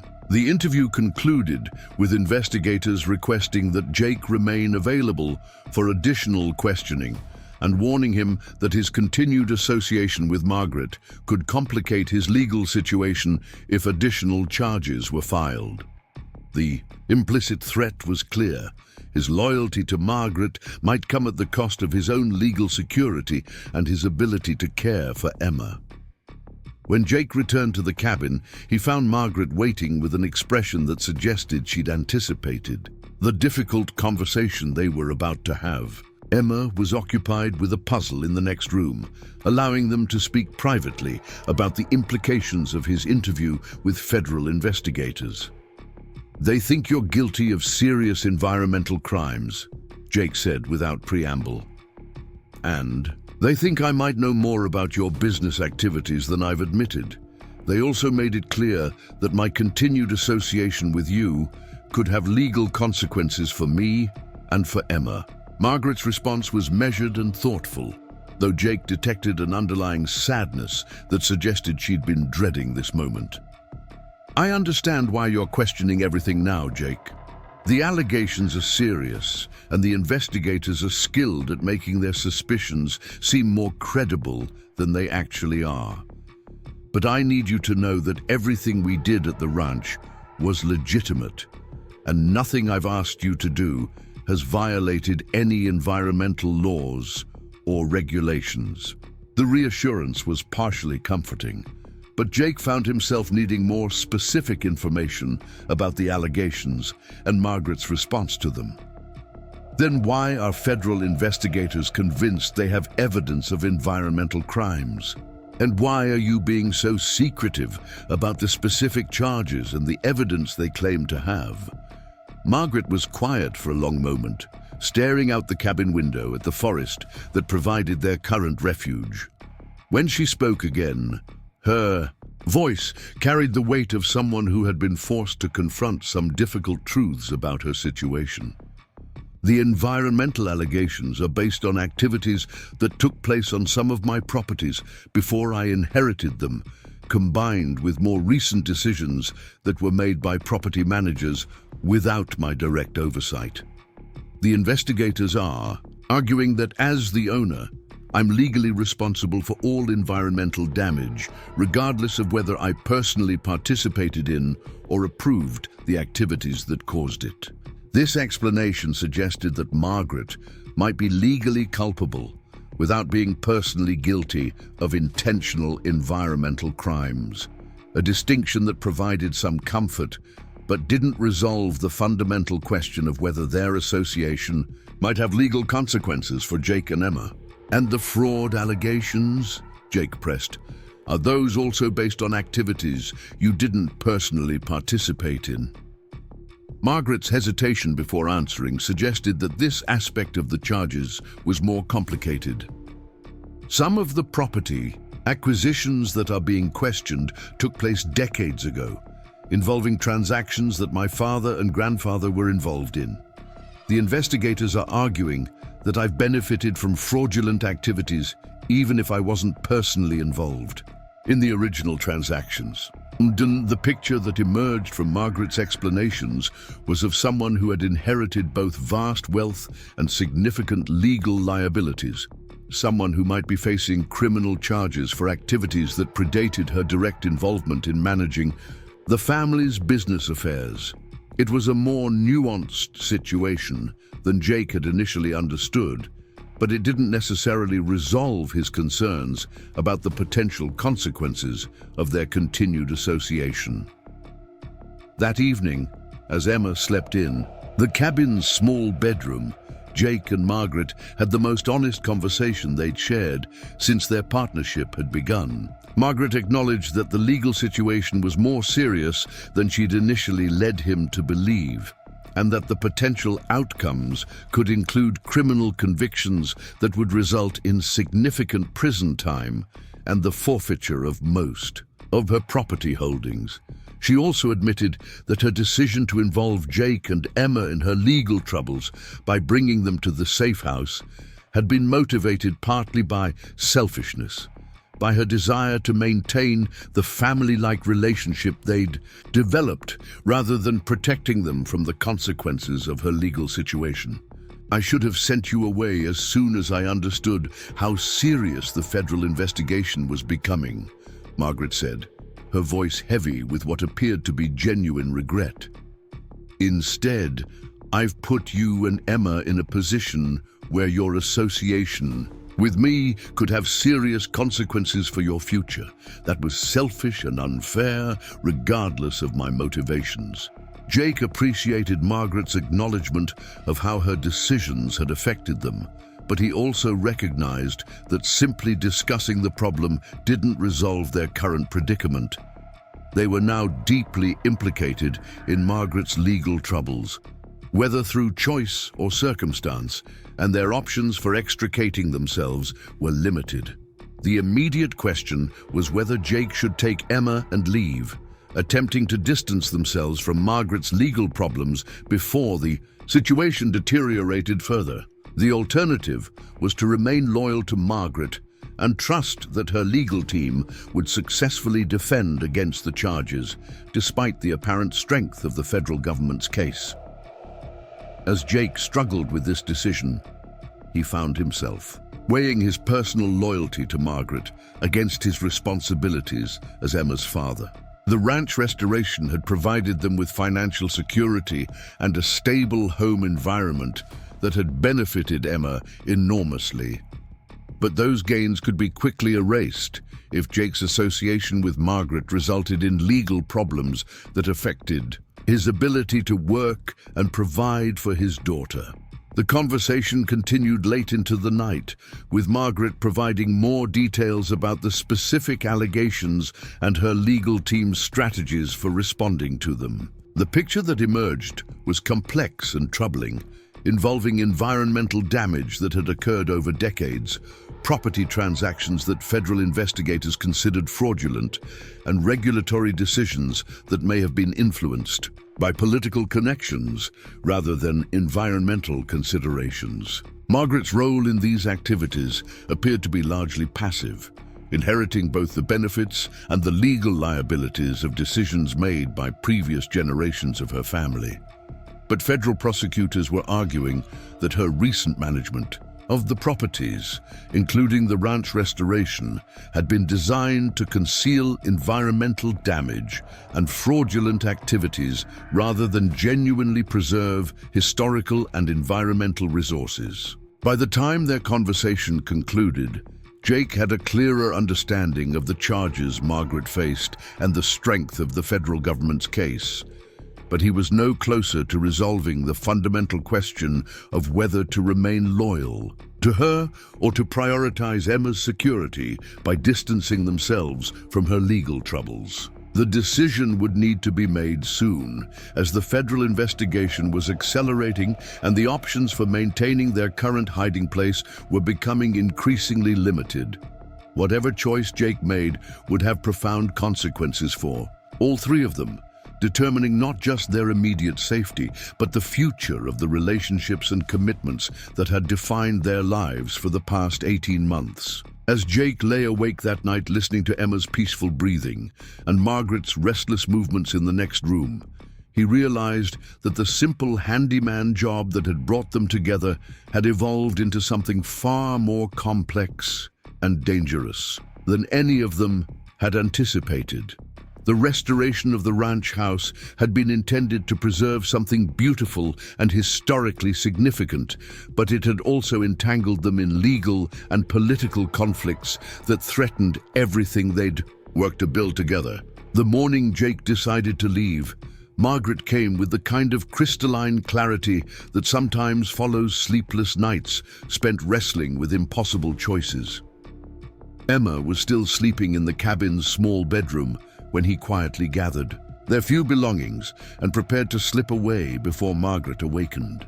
His plan was simple: drive Emma to his sister's house in Oregon, establish some distance from the federal investigation, and hope that time would provide perspective on the chaotic situation they'd become entangled in. But as Jake loaded their suitcase into his truck, Margaret appeared on the cabin's front porch wearing a bathrobe and an expression of profound sadness that stopped him in his tracks.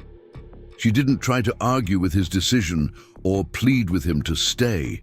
Instead, she simply handed him an envelope that felt thick with documents and spoke in a voice that carried none of the authority he'd grown accustomed to hearing in her business dealings.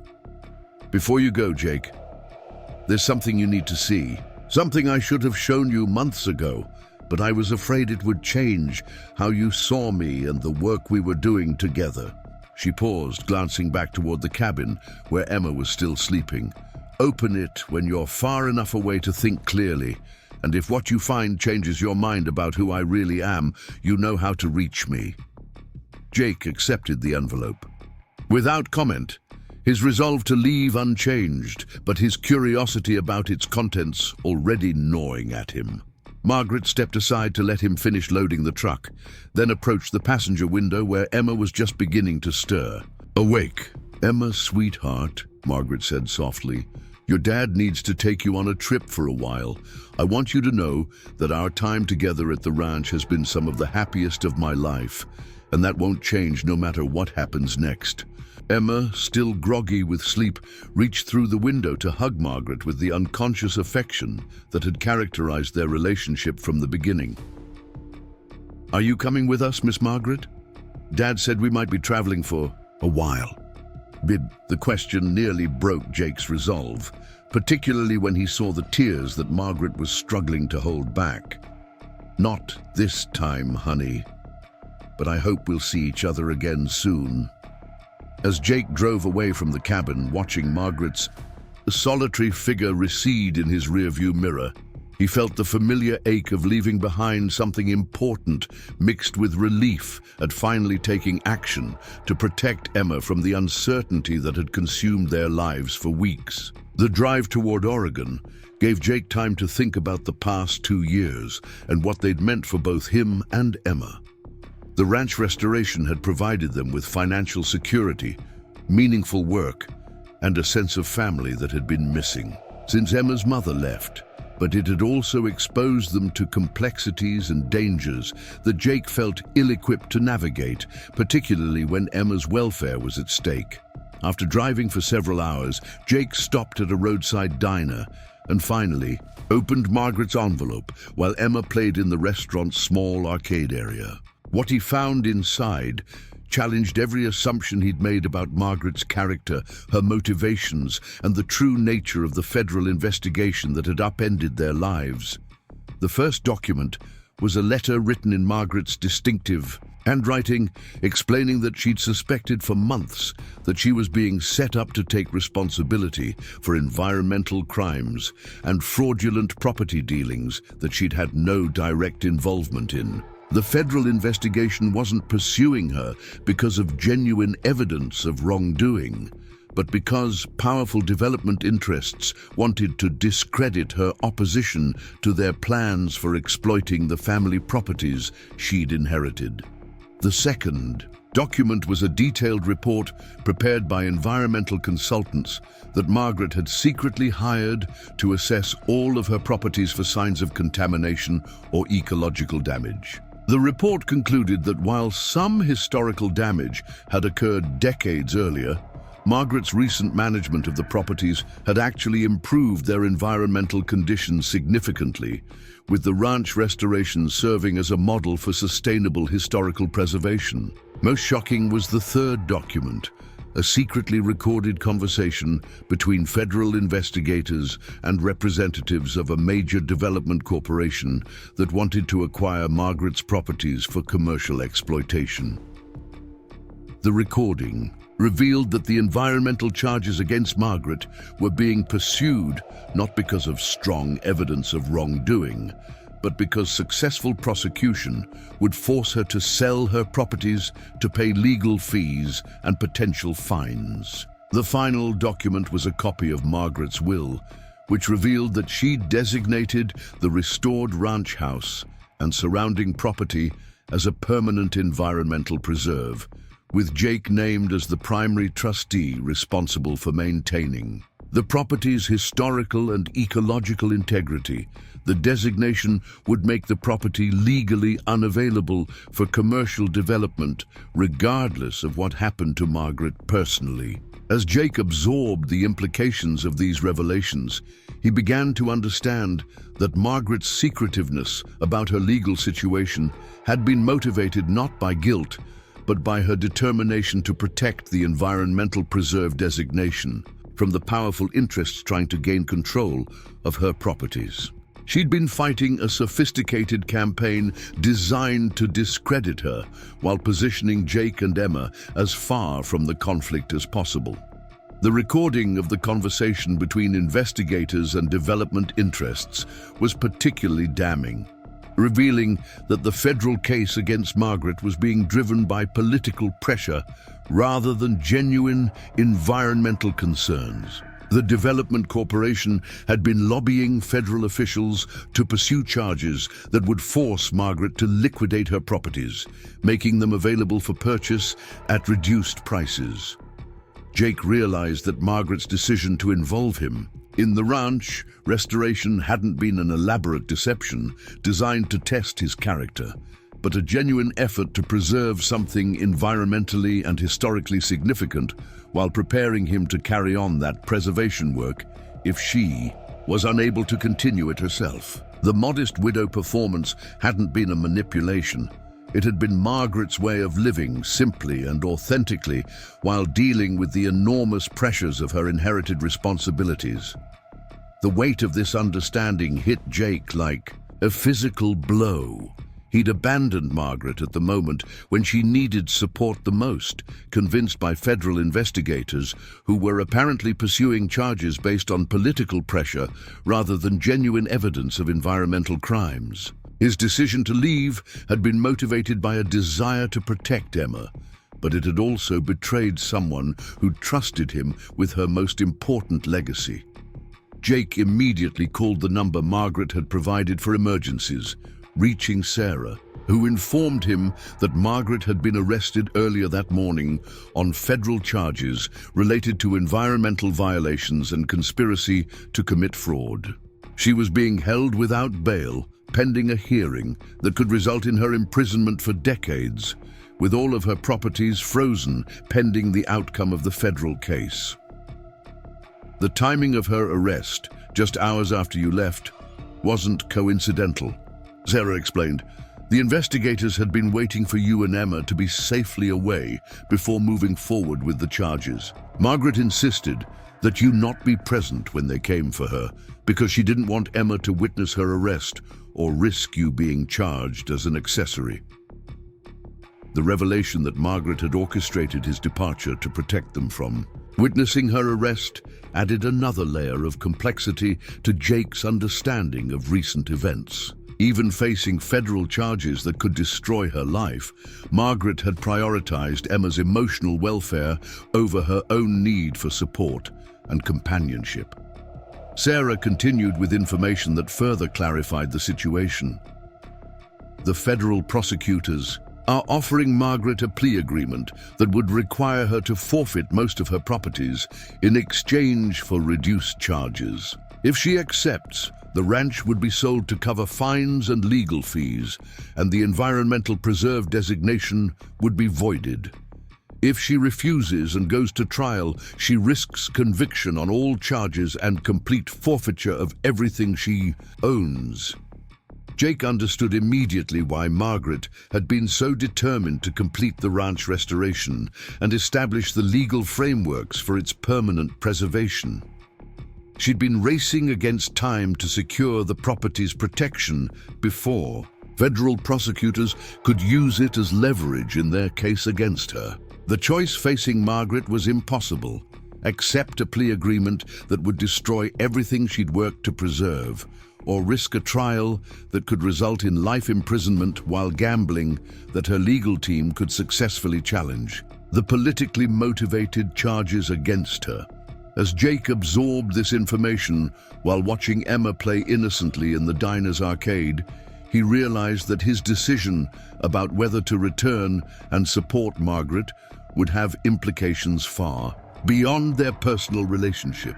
If Margaret was forced to accept the plea agreement, the ranch restoration would be lost, and the environmental preserve would never be established. If she chose to fight the charges at trial, she would need all the support and testimony she could gather to demonstrate that her activities had been legitimate and environmentally beneficial. Jake's testimony about the ranch restoration work, combined with the environmental reports and documentation they'd meticulously maintained, could be crucial in demonstrating that Margaret's recent activities had been focused on preservation, rather than exploitation.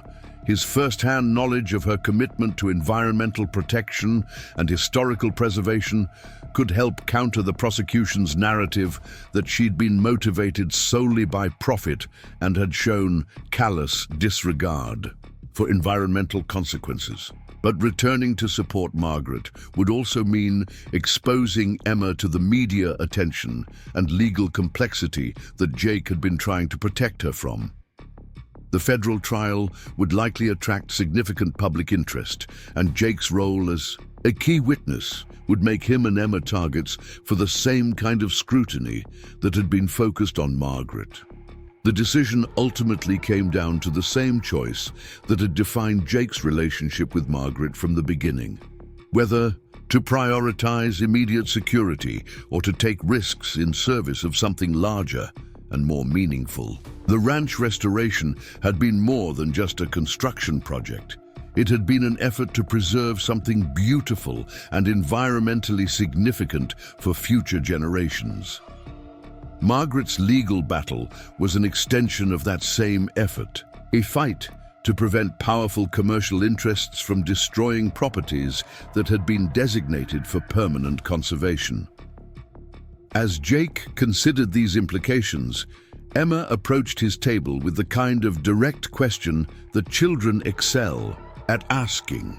"Dad, are we going to see Miss Margaret again? I know she's in some kind of trouble, but I miss her, and I want to make sure she's okay." Oh, the simple honesty of Emma's concern cut through all of Jake's complex calculations about legal risks and practical considerations. Margaret had become family to them, and family didn't abandon each other when facing difficult circumstances. Regardless of the potential consequences, Jake made his decision with the same clarity that had characterized his choice to leave that morning, but with a completely different understanding of what loyalty and protection actually required. They would return to support Margaret, not because the legal situation had become less dangerous, but because the alternative meant abandoning someone who'd shown them nothing but genuine care and respect. The drive back toward the federal courthouse, where Margaret was being held, gave Jake time to plan how he would approach the legal team representing her and offer his testimony about the ranch restoration work. He also used the time to explain to Emma, in age-appropriate terms, that Miss Margaret was facing false accusations from people who wanted to take away the ranch they'd worked so hard to restore. Emma's reaction was characteristically direct. "Then we need to tell everyone the truth about how much Miss Margaret loves the ranch and how hard she worked to make it beautiful again. People who love something that much don't try to hurt it." The wisdom of this 7-year-old perspective reminded Jake that the core issue in Margaret's case was exactly what Emma had identified. Whether someone who'd invested so much time, effort, and resources in environmental preservation could credibly be accused of environmental crimes. The ranch restoration stood as physical evidence of Margaret's commitment to conservation, and Jake's testimony could help the jury understand the meticulous care that had characterized every aspect of their work together. When Jake contacted Margaret's legal team and offered to return as a witness in her defense, the response was immediate and grateful. The attorneys explained that testimony from someone with Jake's expertise and first-hand knowledge of Margaret's environmental practices could be crucial in demonstrating that the prosecution's charges were based on misrepresentation of her actual activities and motivations. More importantly, Jake's decision to return, despite the personal risks involved, would demonstrate to the jury that Margaret had earned the loyalty and respect of people who'd worked closely with her and had no financial incentive to provide false testimony. The fact that he was willing to expose himself and his daughter to media scrutiny in order to support Margaret's case would carry significant weight, with jurors evaluating her character and motivations. The federal trial began 6 months after Margaret's arrest, attracting the kind of media attention that Jake had been trying to avoid, but which he now understood was necessary to ensure that Margaret's side of the story received public consideration. The courthouse was surrounded by protesters representing both environmental groups supporting Margaret and development interests demanding her conviction. Jake's testimony occupied 2 full days of the trial, during which he provided detailed explanations of the ranch restoration work, the environmental precautions they'd followed, and Margaret's consistent prioritization of conservation over profit in every decision about the property. He also testified about Margaret's character, her genuine commitment to environmental preservation, and the careful documentation they'd maintained of every aspect of their work. The prosecution's cross-examination was aggressive, attempting to portray Jake as a naive employee who'd been manipulated by Margaret into providing cover for illegal activities. But Jake's detailed knowledge of construction practices, environmental regulations, and historical preservation standards made it clear that he was a competent professional who would have recognized any attempts to conceal environmental damage or violate regulatory requirements. More powerful than Jake's technical testimony was his description of Margaret's daily involvement in the restoration work and her obvious emotional investment in preserving the property's historical and environmental integrity. The picture that emerged was of someone whose motivations were clearly focused on conservation rather than exploitation. Someone who'd invested enormous resources in improving rather than degrading the environmental condition of her properties. The environmental reports that Margaret had commissioned, combined with Jake's testimony about the restoration practices they'd followed, demonstrated conclusively that Margaret's recent management of her properties had resulted in significant environmental improvements rather than the damage alleged by federal prosecutors. The defense team's strategy culminated with the presentation of the secretly recorded conversation between federal investigators and Development Corporation representatives, which revealed the political motivations behind the charges against Margaret. The recording made it clear that the federal case was being pursued to facilitate commercial exploitation of Margaret's properties rather than to protect environmental resources. The jury's verdict, delivered after only 6 hours of deliberation, was a complete vindication of Margaret's position. She was acquitted on all charges, with several jurors later stating publicly that the evidence of political manipulation had made it clear that the prosecution's case was based on false premises rather than genuine environmental concerns. The immediate aftermath of Margaret's acquittal was a whirlwind of media attention and legal proceedings to restore her access to the properties that had been frozen during the federal case. But for Jake, the most meaningful moment came when they returned to the ranch and found it exactly as they'd left it 18 months earlier, preserved and protected by the caretaking staff who'd maintained it during their absence. Emma's reaction to returning home was everything Jake had hoped for. She ran through the restored rooms of the main house, checking that everything was exactly as she remembered, before settling on the front porch to watch the horses grazing in the pasture that had become her favorite view. Margaret's gratitude for Jake's decision to return and support her defense was evident but understated, expressed more through her actions than her words. She immediately moved to finalize the legal arrangements that would ensure the ranch's permanent protection as an environmental preserve, with Jake officially designated as the primary manager responsible for its ongoing preservation. The experience of the federal trial and its aftermath had strengthened rather than complicated their partnership, demonstrating that their relationship could survive even the most serious challenges when it was built on genuine trust and shared commitment to something larger than their individual interests. The ranch restoration, which had begun as a simple home repair project, had evolved into something that represented the possibility of preserving beautiful and environmentally significant places while providing meaningful work and stable homes for people committed to their care.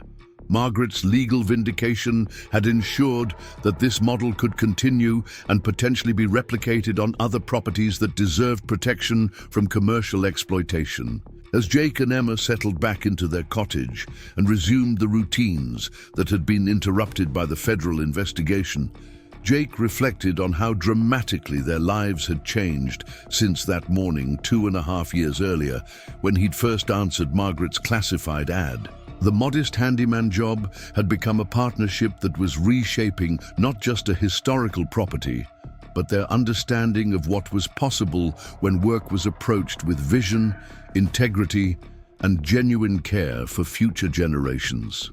The ranch would continue to serve as a demonstration that environmental preservation and economic sustainability could be compatible when projects were managed by people who prioritized long-term stewardship over short-term profit. Jake's role as the preserve manager would provide Emma with a stable home environment while allowing him to pursue the kind of meaningful work that had always been his aspiration, but had seemed financially impossible before Margaret entered their lives. Most importantly, the experience had demonstrated that relationships built on honesty, mutual respect, and shared commitment to something larger than individual interests could survive even the most serious challenges and emerge stronger than before. Margaret's willingness to risk everything to preserve the ranch, and Jake's decision to return and support her when she needed it most, had created a foundation of trust that would sustain their partnership and their family for years to come. Up next, you've got 2 more standout stories right on your screen. If this one hit the mark, you won't want to pass these up. Just click and check them out.